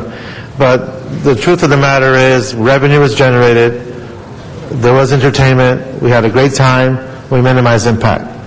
So I believe we have the capacity to build upon these experiences. I think one of the factors as we make decisions is understanding the built-out environment. The Coliseum is very historic, but it also has many niches, many corridors. It is designed in a manner that does not speak to fluidity and transparency, whereas the cornfield, it was open space. We were able to control impacts. We were able to see various pressure points and respond accordingly. And that was essentially appreciated by the investors, by the community, and more importantly by the young people that showed up to this great event. So I want to thank you for that. We tend to just talk about the plane when it crashes, and we should also celebrate when the plane lands safely. So thank you, sir. And in further commenting, if I may, on Councilman Reyes' event at the cornfield, our event in the city in the cornfield, we worked with multiple agencies on that, the state of California, LA County Sheriff, CHP, and so forth. And we were able to institute a lot of these recommendations, as the councilman stated, and they worked extremely well. But mind you, we still had issues, which Chief Gannon has communicated to me as well. But we made significant improvements, as the councilman stated. And then specifically what was effective is we used dogs in the entrance process. And we were able to get the paraphernalia and the items, potential drug items we did not want in there out of that time, and that proved very effective. We further instituted those same things in the Coliseum's next event, and we didn't even have enough drug-sniffing dogs, so I said, just get any dogs, and those dogs worked the same way. We got a lot of those drugs out of there, but it's just one of the many recommendations that we're putting forward to make this a more safe event. Mr. Parks. Thank you, Mr. President. Colleagues, I was hopeful that, and I know there's a commission day for the Coliseum, that they would be here because there was a very extensive meeting at the Coliseum on this very issue. and they outline, if I could, I'll just kind of comment on some of the things I think are relevant in that, from that meeting. They talked about over a 6-month planning effort that with the vendor and addressing many of the issues of concern. The things that the commission was concerned about is with the 3-day event, the issue of the age, and in the future there will be no more festivals with 16-year-olds. There will be no more festivals without ID. The base age is 18. They'll also not have a 4 o'clock ending time on events, and so a 4 a.m. ending time. And the other issue is that they will continue to work on the noise issue as to the placement of the speakers so that the community is not impacted negatively. Also, part of that 6-month planning, they will continue to work on both their inside and outside details, where the vendor is responsible for the funding of the inside detail for fire, police services, and I believe the fire department has imposed a situation of more private medical staff, so that doesn't cause the paramedics to be engulfed in this entire operation, but that the concert promoter take on the financial responsibility of providing some of that service.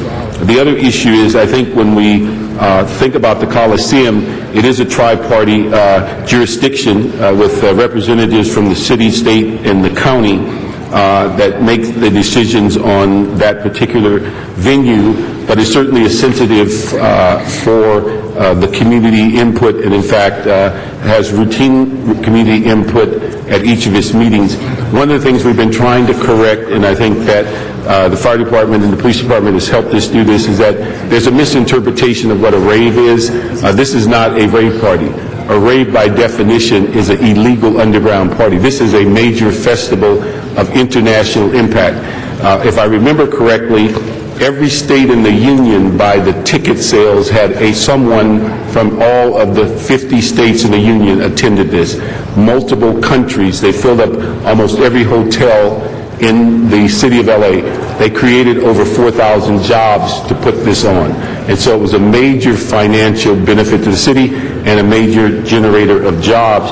And I think what was mentioned at the Coliseum is that with all the things that went on over 3 days, 150,000 people or so, an 11-minute YouTube tape depicted the entire 3-day event as though it was unruly and lawless. And I think what you find from talking to people that went there, the bulk of the event, the majority of it was a festival and entertainment. And I believe some of the acts that were there actually were part of the opening ceremony of the World Cup that either preceded this or was subsequent to this. And so I think what we have to look at is the overall 3-day event. Clearly, every event, and I mentioned to the fire department at that meeting, every event has an after-action report because none of them are perfect. And so therefore, every event we learn from, every event we put more tactics into it. But again, when we think about 150,000 people over 3 days, clearly it was not flawless, but certainly was an issue in which the city benefited. I think what we found also that was in the Coliseum presentation, that many people that were seen hurdling the fence had tickets. They were doing this more as, I guess, fun, as opposed to saying they were trying to crash the fence to get in. But it's one of those things that what 15 and 16-year-olds do, and probably why that we need to have the age limit of 18 and also with ID. And so I think when we look at it overall, certainly we would not like to see on YouTube or any place else the 11 minutes repeated over and over, but that was not the essence of what happened over 3 days. Thank you, Mr. Parks. Appreciate it. Mr. Labange? Tom Labange? Thank you very much. Thank you, Mr. Garcetti. I think Mr. Parks, who I sit as an alternate, but he's way ahead of me on all those things that the Coliseum Commission are key. I think learning from these measures are key. It is a sad fact that there are people who do engage in things that do alter their minds, and they make it very popular. You know, I mean, I go back to look at the movie of Woodstock and what happened. But it's certainly in this modern age, in transforming it, it could be. What I want to see is that it's an enhanced safety, but also an enhanced experience for those who operate the Coliseum or another venue, you know, to make sure there's a checklist of what they have to do. And it's tragic that the young girl lost her life. But I think through administrative, I think Mr. Reyes mentioned, corrections by the promoter could deal with that.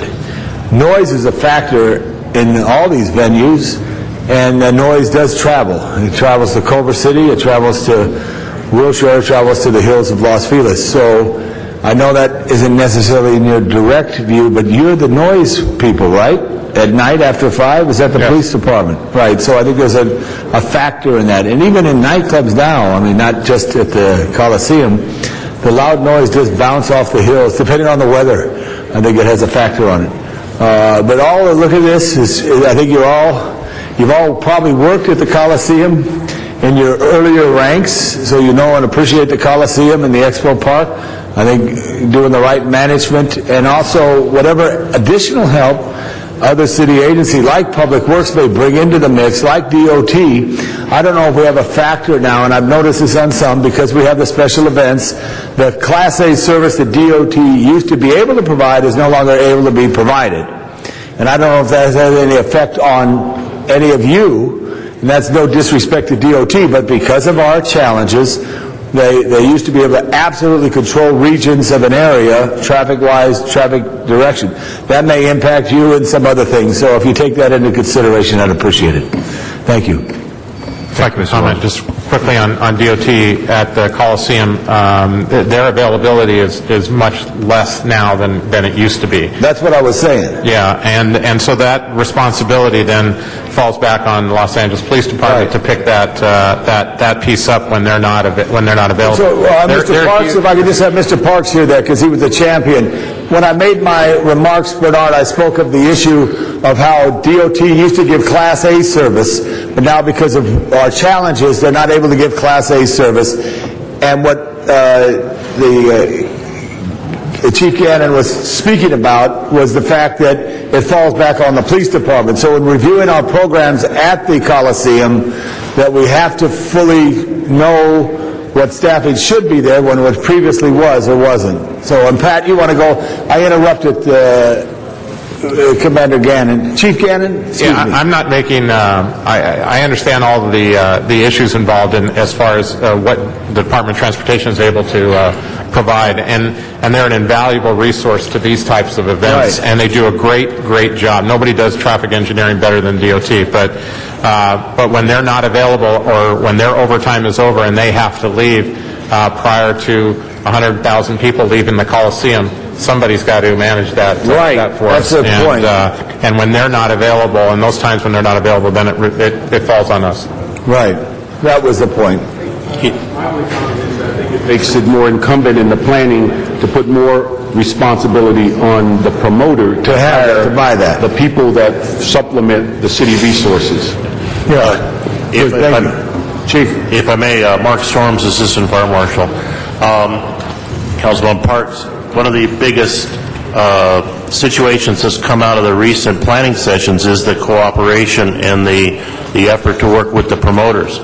The promoters are the keys to being successful with getting financial support for the city agencies that are handling these events. But at the same time, they've got a bottom line and they're trying to keep their business viable. So it's a balance that the city departments have to take to these promoters to be able to keep our people safe, establish guidelines that are safe for the folks that are attending, as well as make it profitable and them to have a successful event and bring those events back to the city. And without the cooperation of the promoters, like we've had in the last couple of events, this is almost an impossible task. And the promoters, as well as LA County EMS agency, and their help, and LA County Fire Department. We met with the LA County Fire Marshal yesterday. The second topic we discussed was rave parties. There's these parties and these difficult issues are not only facing LAPD, LAFD, but areas throughout the entire Southern California region. Mr. Rosendahl. Yes, sir. I want to thank you for the overall coordination and cooperation that you've elicited out of everybody involved in it. I want to say that up front. Look, kids are having fun, and then there's issues as kids are growing up. The incident where that young lady died, how many people were at that event? Well, over the 2 days, between 180 and 185,000. And do we know if she was on a drug of any kind in the autopsy or anything like that? Yes. I will go due to HIPAA concerns say that it was a drug overdose, what was told to us. It was a drug overdose? Yes. How do we deal with a situation like that? I mean, kids are kids, and they're running around and they're doing all this kind of stuff. We obviously know that 99% hopefully weren't on any kind of drugs, but do we have at these events the counselor types or the medic types that can work with these people? Are they familiar with what kind, were they on ecstasy or this? You know, I'm not familiar with the drugs that kids are doing, but it's pretty common within the mix of these events. That is true. And what we've done, which we worked in concert with LAPD and in fact with the Coliseum Commission and the LA Memorial Coliseum management, is we're now instituting for these events, we're getting drug education right on site. Very good. We're getting on the website for an individual to purchase a ticket. We're going to have, and we're doing this with the promoters, their assistant. This is a partnership. Yes. And now they're putting to even, in the future, to even purchase a ticket, they're going to have to go through a drug education, almost like a little program they're going to have to go through. And after they go through, they're going to have to answer 2 or 3 questions to verify that they've assimilated the material before they can push send with their credit card to purchase a ticket. Excellent. And in addition to that, we're having on-site drug education awareness. We're having signage. We're having it specifically outlined that this is zero tolerance as far as drugs and narcotics. We're letting them know that we're going to have LAPD inside undercover administering, the enforcement of drugs. So it's an all-encompassing effort by all of our partnerships, being, the promoter, the management of the venue, the fire department and police departments, to make sure these events are safer. But as Councilman Park stated, is many of these components we put in as far as a safety plan, we're not going to be able to help the person that's like at a Dodger game that's going to jump off one floor to the other. Right. But all we can do is do everything we can to make these events safe. And I think we're heading in the right direction. Councilman, if I can also comment, I think that 99% of the people go there to have a good time.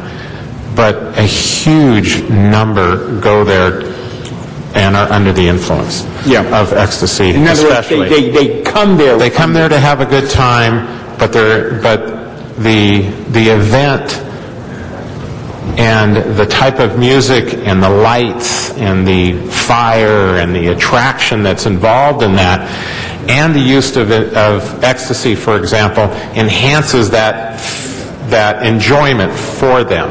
So there's a kind of I've talked to a number of young kids that go to these events. You look at the blogs that support these events, that people talk about it, and the amount of drug use that is consumed at these types of events is tremendous. And so the problem is tremendous. And I don't want to minimize the problem. I really don't. I think it's important that we understand that we have this event. But there is a tremendous number of people who attend that event that use ecstasy to enhance their enjoyment of that, and that is dangerous. Right. And so we have to, I take responsibility for that from a police responsibility. I do. I think that I have to have aggressive enforcement. I think I do have to encourage the education piece of that, and I don't want anybody anywhere to try and minimize that piece of it. They all go there to have a good time, but clearly drug use is pervasive in those types of events. I'd like to comment. Please. Captain Art Miller from Southwest Division. Right, Captain. The area responsible, where the Coliseum is, responsible for the direct policing of the division, and then when the event takes place. One thing I think that needs to be known is that this event is not your typical 3 or 4 hour event where you go at 8 o'clock and you leave at midnight. This event, this electric concert, begins at 2 o'clock in the afternoon and it goes until 2 o'clock in the morning. And so there's a fatigue factor along with dehydration factors and the drug use factor. With the promoters, we have really teamed up and made an effort to make it as safe, not only from the police standpoint, but from the health and safety standpoint. I mean, to the point where we are, the promoters will have cooling houses or cooling rooms for these concert goers to go and cool down, because that's one of the effects of the drug ecstasy is your body overheats. So, in a sense, we are sanctifying it or kind of promoting that type of activity from a governmental standpoint. That's one of the things that concerns me very much.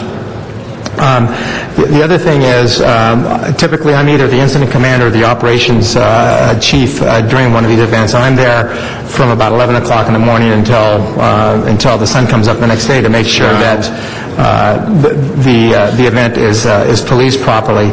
I will say that from last year's Electric Daisy to today, the cooperation that we've gotten from the promoters has really increased, and we've really tried to approach it from a holistic approach from what we can do as a government and what the promoters can do from the private industry. The problem is that it just gets down to the bottom line of how much money can be made, and what I'm concerned about as a captain of Southwest Division and on LAPD is how far are we sticking our necks out to support this concert? And I think we are walking a very delicate line on supporting these, and we will support them to the degree that is our responsibility, our sworn responsibility to provide the public safety. Right. And so I just want to make sure that you have that knowledge as well. Yeah, with that fine line there, I'm just curious, do we go back to the schools even where the kids come? These are kids, what, 15, 14, 16, 17? They're high school students, more or less? The age has changed. The last concert we had, the Love Festival, which we just had about a month and a half ago, that's the first time that we actually increased the age from 8 to 18 years. To 18 years. But typically, my experience has been you get young kids anywhere from 13, 14 up to 30. That seems to be the age range. And again, you see these kids from the early afternoon well into the night, and it just doesn't seem like the amount of time that they spend there, the activity and the activity that they do while they're there, and the drug and alcohol use really does have a negative effect on it. We really have to work hard to manage that. Having only 18-year-olds and above be able to go to the event is the right thing to do, but the 16-year-olds I think will be a problem for us in future events. Around Electric Daisy, because the concert was so popular, Councilman Parks was correct in the sense that for sport, people would try to crash the gates and do those types of things. Right. But when you have 50 people or 100 people that gather and then rush the gates, that's a huge safety issue that we have to deploy for and we have to guard against. And everybody has to work together to try to manage that. But I think what we can anticipate in future events, the more popular ones, the ones that are sold out, that these 16-year-olds that no longer can get into these events, that they will, one, try to get in with false ID and things of that nature, and then two is they will be the ones that will hang around the perimeter of the venue like Expo Park, and the music is so loud that you could clearly stand on Figueroa or Martin Luther King or any one of the major streets in and around the Coliseum and enjoy the concert there. So it attracts quite a few people down into the area also. Which, of course, could make another issue for you on the streets outside. Absolutely. As it was in Electric Daisy, it took hundreds of officers to deal with those crowds. Thank you. Thank you very much. Mr. Rezar. Appreciate it. Thank you, Mr. President. And just listening to all of this, I do think that these types of events are unique. You're talking about an event where prior to our age limit now that will be enforced, it was attracting young people. Like Chief Gannon said, part of the whole experience is to promote the use of ecstasy to enhance the music and the lights and everything else. Yes, there's drugs in every part of our society, but for these particular events, it seems to me that the drug use was promoted, and not by the promoters, but to enjoy the whole experience.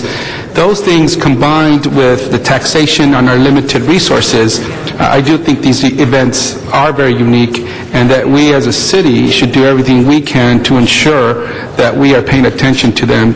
Chief Gannon, I heard you loud and clear in terms of your concern on the young people that wear, the impacts on the surrounding neighborhoods, whether there's adequate staffing, the education that needs to occur, and hopefully through the recommendations as proposed by the fire department, we will get those back along with the input of the LAPD, CLA, and CAO to ensure that we are paying special attention to these events. Because if in fact, if the city will continue, or the commission is its own commission, but there are these events in city facilities, if the city decides to move forward with these, we have to make sure that we are first and foremost doing everything we can to protect the safety of people, and secondly, if people are going to be making a profit out of this, that they certainly share in the additional expenses that the city is incurring with these events. So I look forward to getting back that report, and hopefully we can get that report back in 60 days with the input of CLA, CAO, and the police department. Thank you very much.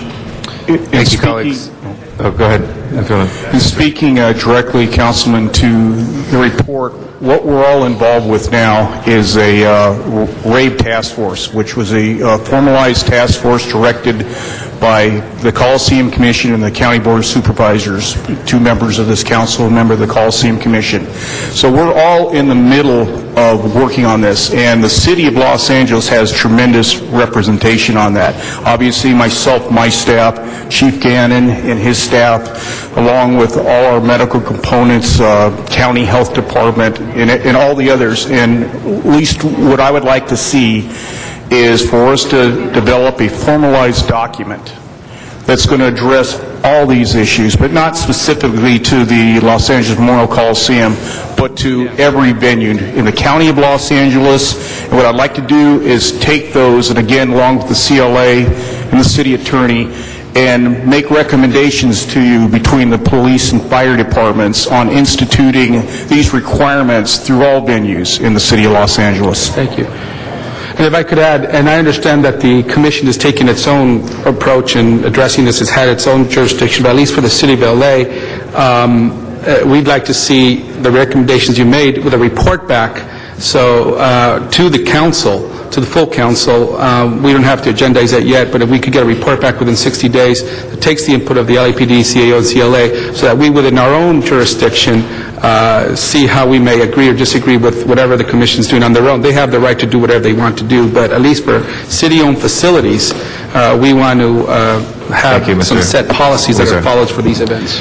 Colleagues, we've spent about 55 minutes on this. We have 2 other speakers on the queue. If we can wrap this up, we have 7 other items, and we're at a bare quorum. So very quick questions, please. Mr. Yeah, just one quick question. All the resources we deploy at these events, do we get reimbursed for that from the promoter of it out of their profits, or do we eat that?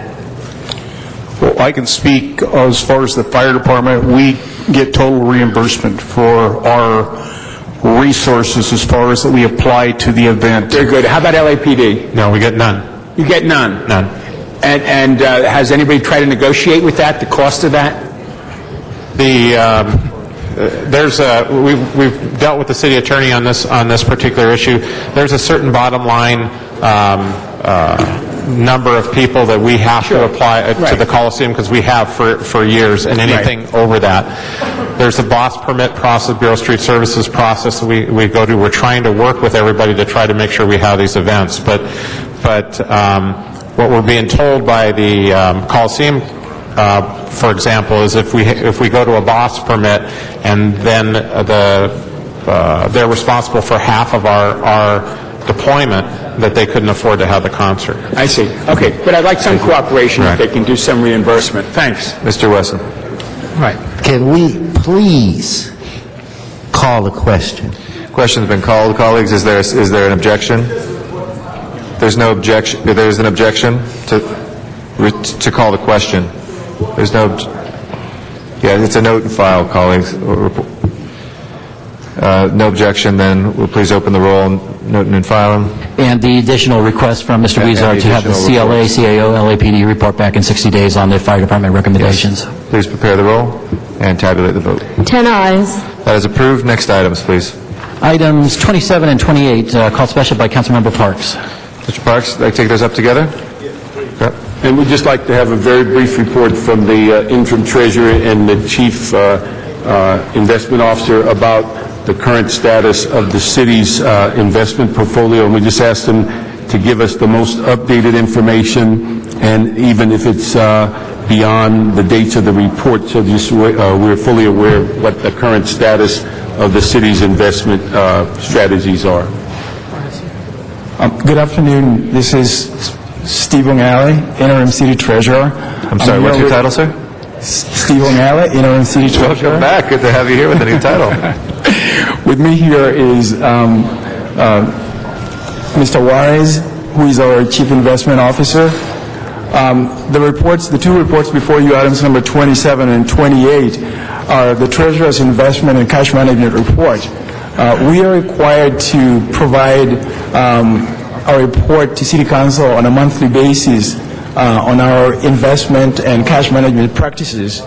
This is required even if you are an interim city treasurer like me. So Tom will give you the details, and we'll be here to answer any questions that you may have. Good afternoon, City Council. Tom Juarez, Chief Investment Officer. The reports before you, the May and June investment and cash management reports, go into detail on the current investment environment as well as the capital markets environment. As at the request of Councilman Parks to give the more updated information, the investment environment, the U.S. economy is continuing to grow at a sluggish pace of around 2.7% through the remaining part of the year, and continuing to do so through 2011. In terms of the capital markets environment, rates remain at relatively low levels, 0 to 25 basis points, and are expected to do so for the foreseeable future due to the extremely slow economic growth.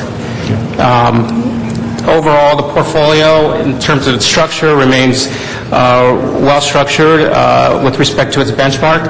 Our performance at the time for these reports ended up on a high note for the fiscal year that just ended. I believe for the entire fiscal year we ended up with excess returns of somewhere around $3.4 million.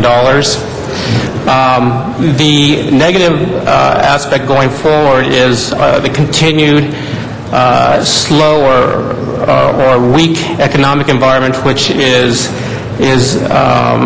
seen in our reinvestment of securities. Last year at this time we had forecasted roughly 1% higher in an investment rate. It has slowed by 1%, so what does that equate to for the city? Roughly about a $5.5 million decrease in interest earnings from our initial estimates of last year. And just tell us in a capsule, what did we project for this fiscal year, and what do you think we'll get to with that $5 million reduction? Our initial projections were somewhere in the neighborhood of $12 million. At this point, most recent reports indicate that we will come in somewhere around $6 million. Okay. Colleagues, I'd ask that we note and file both of these reports. I just wanted to give you a feeling of where we are to date about the investments and what we'd expect, roughly about a $5 million shortfall in our funds for this fiscal year. I just want to make a correction. It's $6 million, not $5 million. $6 million, okay. Yes. Ms. Hahn. Clarified that, $6 million less. Less. Yes. I was just listening to a financial report on the radio, and I guess Warren Buffett is saying at this point stocks are much more valuable than bonds. In fact, he was even questioning anybody's sanity in investing in bonds at this time. What is our policy in terms of that advice? Well, in terms of our mandate, our mandate is to the California Code, and which we are allowed to only invest in fixed income or bonds of investment grade. We here at the city have an even more stricter or more conservative approach since they are city funds, and the portfolio is structured as such where roughly 80% of the portfolio is in AAA rated securities. In bonds? And bonds. Councilwoman, I just want to add to that the city has an investment objective that's part of our investment policy, which is approved by City Council on an annual basis. In our investment policy, our investment objective, the very first objective is to make sure that we secure the principal, the money that we have in hand. Right. The second one is to make sure that we make that money available. In other words, ensure liquidity. Right. And then the last one, which is not least, but is that we get a reasonable return. Right. So the first and foremost thing is to make sure that the money is safe. Right. And that the money is available for use. Right. And that's why we don't invest in stocks, one of the reasons. What do you make of this advice from Warren Buffett? Well, in general, I mean, he is correct in his assessment. I mean, there isn't quite a bit of return, but again, you're giving up risk return. So if you want to go into more riskier types of investments, stocks. But you're telling us that that's not our policy. Our policy Correct. is safety first, liquidity second, and then third. Reasonable rate of return. Reasonable rate of return. And Correct. you feel at this point that's what we're getting, Absolutely. even though it's We are getting a return on our money. right. Is there a mechanism for us in the city to adjust any of our policies or investment mid-annual policy review by the city council? Well, this economy, clearly things happen very quickly. Correct. And for the city council to sort of weigh in on this annually. Well, we are policy. Right. We are constantly looking at ways on improving our income from interest earnings and other means. Policy is reviewed on an annual basis by council. So, again, it's more of an annual basis, but the Office of the Treasurer is consistently looking at other ways of generating income.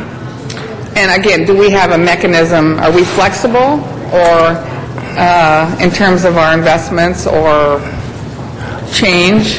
Councilwoman, I just want to say Anything that that's not annual? this morning I got a very funny advice from an old friend of mine walking back from Union Station this morning, and he told me that you can create policy using a lot of paper, but you can even add more paper to it and change the policy. I wouldn't necessarily advise on changing the policy because, as we said earlier, the most important thing is to make sure that our money is safe. Right. And No, I'm not advocating that. I'm just saying, do we have a mechanism to change direction outside of this annual review of the policy? I think that the requirement for the treasurer to provide an investment policy to City Council for approval is within the city admin code, and so So the treasurer could, okay. the council creates and council can change. Although I would not advise that council does Okay, that. thank you. Thank you. Go ahead and please open the roll on this item, close the roll, and tabulate the vote. 10 ayes. That is approved. Next item, please. Item 29, called special by Councilmember Parks. Mr. Parks, item 29. We could just have the controller come up and give us a brief overview on 29.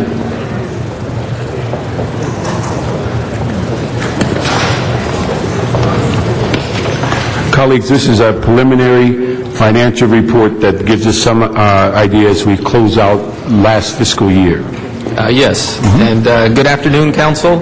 My name is Matthias Farfan for the Office of the Controller, and I'm here with Bill Lamb at my right to present the Controller's preliminary financial report for 2009-10 fiscal year. Primarily, the one item that most of us are concerned about is the reserve fund and how we closed out the year. The adopted budget had anticipated a July 1st reserve fund balance of $127 million. After the books were closed and all the adjustments took place, the actual July 1st balance was $171 million, which was $44 million above what was anticipated in the adopted budget. Although this seems positive, and it is good news that we did end the year stronger than was anticipated in the adopted budget, the amount prescribed by the city's reserve fund policy is 5%, and to achieve that prescribed amount, the reserve fund would have to be at $218.8 million. So we still have a ways to go. The $171 million, which was the actual July 1st balance, puts us at approximately a 3.92% reserve fund balance. That said, And when do you expect the final report? This is the preliminary. well, the final report would be when we come back with the comprehensive annual financial reports, which would be sometime in January.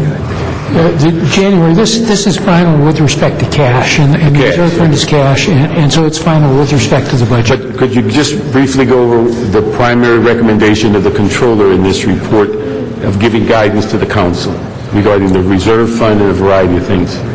Well, there's a series of recommendations in the report, and they primarily have to do with reviewing all of the reappropriations that have been approved by council to date, to take a second look at those to determine whether or not those reappropriations are still required or warranted. Another series of recommendations have to do with reviewing all of the year-end reserve fund advances that have been that took place at year-end to make sure that those are paid back in a timely manner. The Controller's Office is currently working with departments on what the status is on paying back those reserve fund advances. We should be coming back sometime at the end of October with an update on those amounts. And there's also a recommendation that council exercise extreme caution when making decisions involving the use of the reserve fund. As you know, the reserve fund is made up of two separate accounts. There's the emergency reserve account, and there's also the contingency reserve. And it's really the contingency reserve that's there to pretty much get us through tough spots if revenue doesn't come in as anticipated or if there's unforeseen expenditures that occur.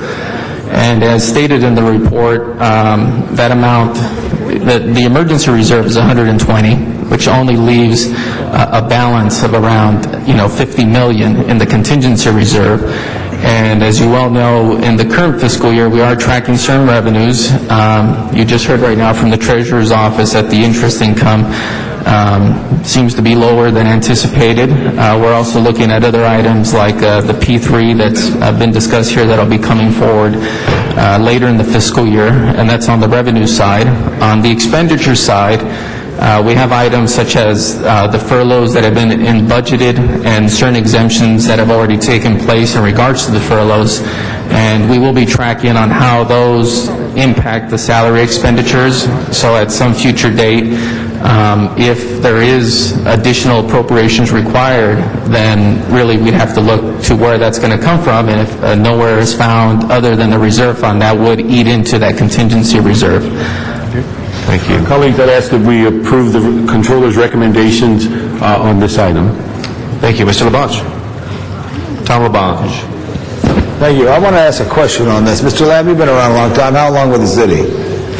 38 years. All right, so you probably get trade journals, national trade journals, maybe the trade conferences or whatever. Is the equipment that you have in your office up to date the same as what, let's say, someone who operates in industry? Or what city of like size or similar size has the equipment? Because one thing I ask, sometimes statistically things that are there, and people have to go to a ledger and dig it up, almost. How do you feel confident? I mean, from 38 years, how has it improved? Well, when I first started for the city, the calculator that I had was a 10-digit calculator with a push button, and you had to count the cycles to be able to do it. We now have, in fact, I started in the police department And in order to get a Xerox copy, you had to get approval from the division, take it up to Records and Identification, get their approval, and then they would print it. Now we've got the internet, we've got computers, we've got computer capabilities, we've got access to For financial stuff, information. you say, like how many building permits in, let's say, it's October, let's say in August, do we know, do we have all that information of activity in August? We could get that from planning department. Or whatever, I'm just thinking from you, I'm just saying, members, the technology is going to help us in so many ways, but I want to help you if there's holes, and do other cities have more of an ability? I'm told this, that Mick Jagger, the day after a concert, would be in the hotel room, and someone would come down and they'd give him a spreadsheet of everything that took place last night at that concert. He went to the Horton School of Finance? Wharton, yeah. Horton was a wide receiver for Cleveland, I think, if I got it right.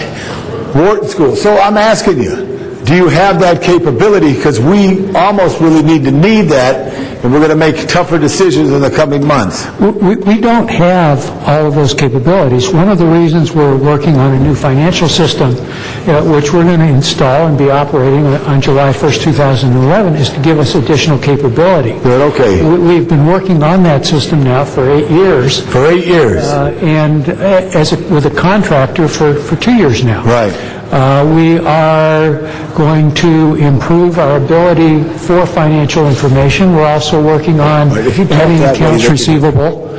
So we are we are making steps forward. I will not deny that sometimes in the city it takes a long while to get things done, but looking at it over a period of 30 years, we have made marvelous strides.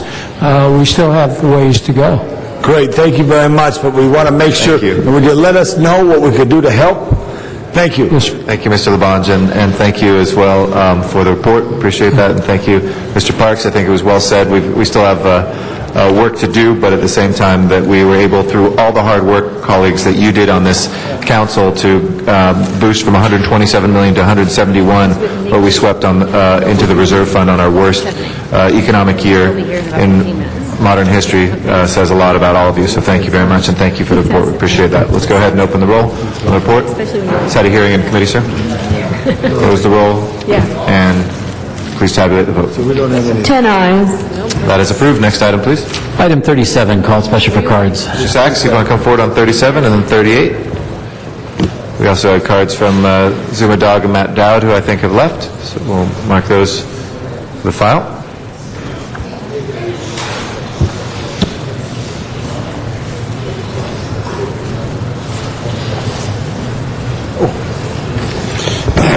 Yes, thank you. Item 37 refers to the action you want to take to reinstate a portion of the Los Angeles Municipal Code. Now, I'm going to assume, I hate to use this word, but I'm going to assume anyway, that you took an action to eliminate the portion of the code. Now you want to reinstate it. So I'm questioning your action, because if you can eliminate portions of the code, I'm referring to the portion of the new ordinance that you just had passed regarding ownership for marijuana clinics. Sorry, so that's more of a general question. If you can bring that back to this specific item, which is about public park property. If you have a general question about ordinances, ask that during our general public comment, please. My question is, your reinstatement part on this code, is that something that can carry through to other codes? Is that better? No, sir. It's still a general comment. I appreciate you trying to, but we do have to be under the State Brown Act. It has to be about the subject actually before us, not so much general abstract questions. I don't understand why you say it, because I'm asking about your policy here, reinstatement of a code that was eliminated, of a portion of a code that was eliminated. So if that policy is valid for this particular municipal code section, then I think that it could happen in other code sections. Sorry, sir. You were getting straying from what it is here before. If you'd like to say anything else about this one? You're not going to answer. You're just going to... I think you may have answered the question yourself. Thank you, sir. We'll close our public comment on that one, then. We will go ahead and Open the roll on 37, close the roll, and tabulate the vote. 10 ayes. Thank you. On number 38, Mr. Sachs, would you like to give us comments? We have 1 minute left, sir. Yeah, I don't have a copy of what that was. Number 38. Could you put it up on the board, please? Yeah, it's coming. Hold on.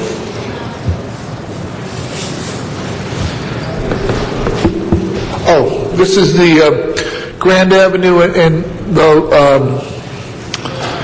I'm just curious to know, anything vetted in this ruling, this beginning process for the Grand Avenue project or the museum that's going to be created for the Broad collection? We've found that deep pockets in the city usually have a way of having processes vetted.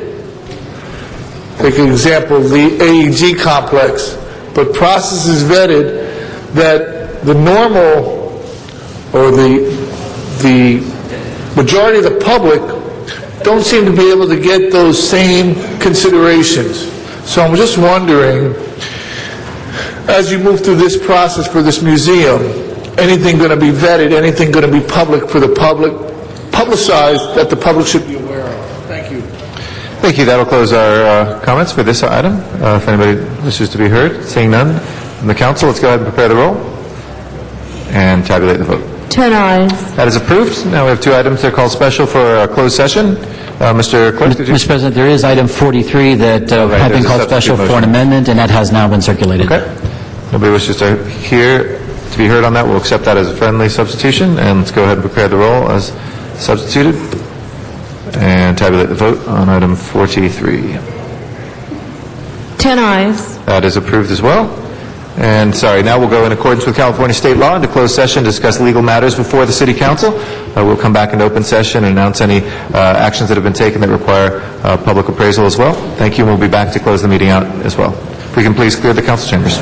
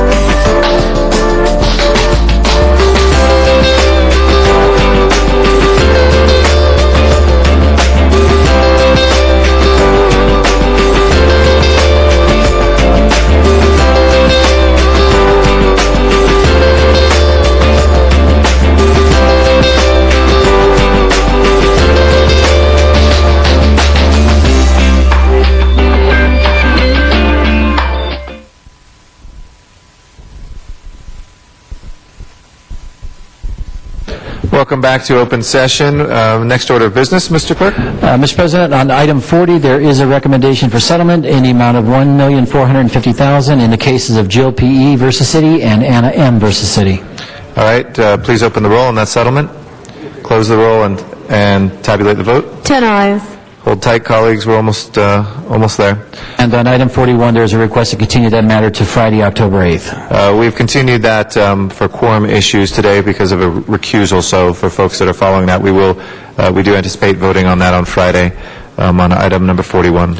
Next order of business, please. Council has motions for posting and referral. Those are posted and referred. Desk is clear. All right, any announcements, colleagues? Committees or anything else? Not. I was going to say, Mr. Labange, I know. And I think Bill wanted to sing him a happy birthday, didn't you? Happy birthday to you. Happy birthday to you. Happy birthday, dear Tom. Thank you.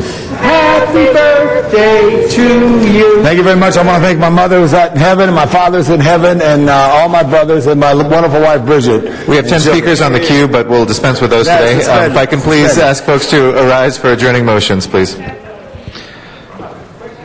Could have everybody in council chambers please rise? Jose. Thank you, colleagues. If you would join me, please, in adjourning in memory of Ruth Bernberg Berkut. She passed away August 28th, 2010, of natural causes at the age of 98. And Ruth was a resident of LA County for 81 years. She and her husband, Cy Lewis Berkut, in 1946 founded Builders Emporium, Sepulveda and Oxnard, Van Nuys. Though Cy was at the helm of the day-to-day operations of the business, it was Ruth who created the business name and the tagline, "Everything to build anything." Ruth and Cy managed commercial office buildings and other investment properties. In addition to her business work, Ruth was a second-grade teacher at Coldwater Canyon Elementary School from 1956 until her retirement in 1977. She loved reading, music, theater, dancing, playing bridge, playing tennis, going to dinner, and having fun with her friends and family, and lived a good, long life. 98 years. She's survived by her daughter Sharon Lynn, her son Richard Lee, granddaughter Lee Anna Buckman, 2 great-grandsons, many nieces and nephews, and great-nieces and many great-nephews as well. May Ruth Bernberg Berkut rest in peace. Ms. Hahn. Thank you. I'd like us to adjourn in memory of Erna Holcomb, who was born in 1924 in Germany, and she passed away September 21st in San Pedro. Erna was a resident of San Pedro for over 45 years. She met and married her husband Walter in Germany while he was serving in the Army. He was transferred to Fort MacArthur in San Pedro for 4 years, where they both fell in love with the town. After serving again in Germany, he put in for a transfer back to Fort MacArthur, where he finished out his service in the mid-60s, and he retired and raised their family. In the early 70s, a women's volunteer group started within the LAPD Harbor Division called the Harbor Lights. Irma was one of the original members. Survived by her daughter Rose Kleeman, married to Herb, and son Walter Holcomb. Her joys were her grandchildren, Jason, Michael, Christine, and Jessica, and her great-grandchildren, Elena, Hunter, Chase, Jacob, Mia, and Kylie. She will be remembered for her kindness and her great cooking. May she rest in peace. Thank you, Ms. Hahn. Mr. Labange?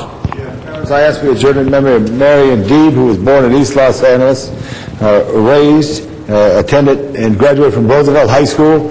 Later on went to Los Angeles City College. She was involved very much with her church and helped with the founding member of St. Michael's, as well as an active member now in St. Nicholas Orthodox Church. Along with her husband, Marion owned and operated a variety of real estate throughout the San Fernando Valley and Toluca Lake. Her greatest joys were her family, her church, and all the charitable work that she had done. She was loved by many people. She passed at 73 years old. She survived by her 6 children, numerous grandchildren, and much love. I ask we adjourn in memory of Marion Deeb. And also on this, I ask that you join with me, Eric, Andy Stiers, who was a great young man. He was the manager at the Atwater area hardware store on San Fernando Road. Took his girlfriend to the Grand Canyon last Saturday. Was on the southern rim and said, "I'm going to get a better picture." Tragically, he walked to the edge and slipped and fell to his death. He was the kind of young man who worked, again, at Jill's Paints in Atwater Village, just very helpful in his work. It just was tremendous as you knew this young man. He could do anything. And it was a joy to know him. I know his father and his stepmother. Sonny was a cameraman with NFL Films, and he's devastated for this accident. So we adjourn and remember 42-year-old Andy Stiers, who tragically slipped on the south rim of the Grand Canyon. He will be sorely missed. Thank you, Mr. LaBonge. Mr. Parks?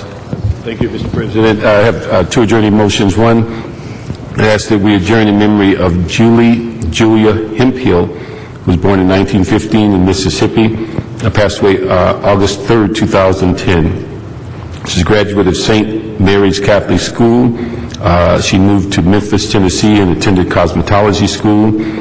She had a dream of living in a big city, so she moved to Chicago in 1943, where she met her husband, and he preceded her in death after 33 years of marriage. They had 2 children. The family relocated to Los Angeles, where she became a member of Bethany Missionary Baptist Church until her health did not allow her to attend. She has certainly been operating a foster care home and a daycare facility through most of her life. She always felt the best way to help the family is the need to provide a safe place for children. She leaves her daughter Patricia and a host of other family members. Her services were August the 12th at Angeles Funeral Home. Also, I'd ask that we adjourn in memory of Amanda Letty Fortier Smith, a native of Los Angeles who was born to Gladys and Raphael Fortier. She's the oldest of 8 children.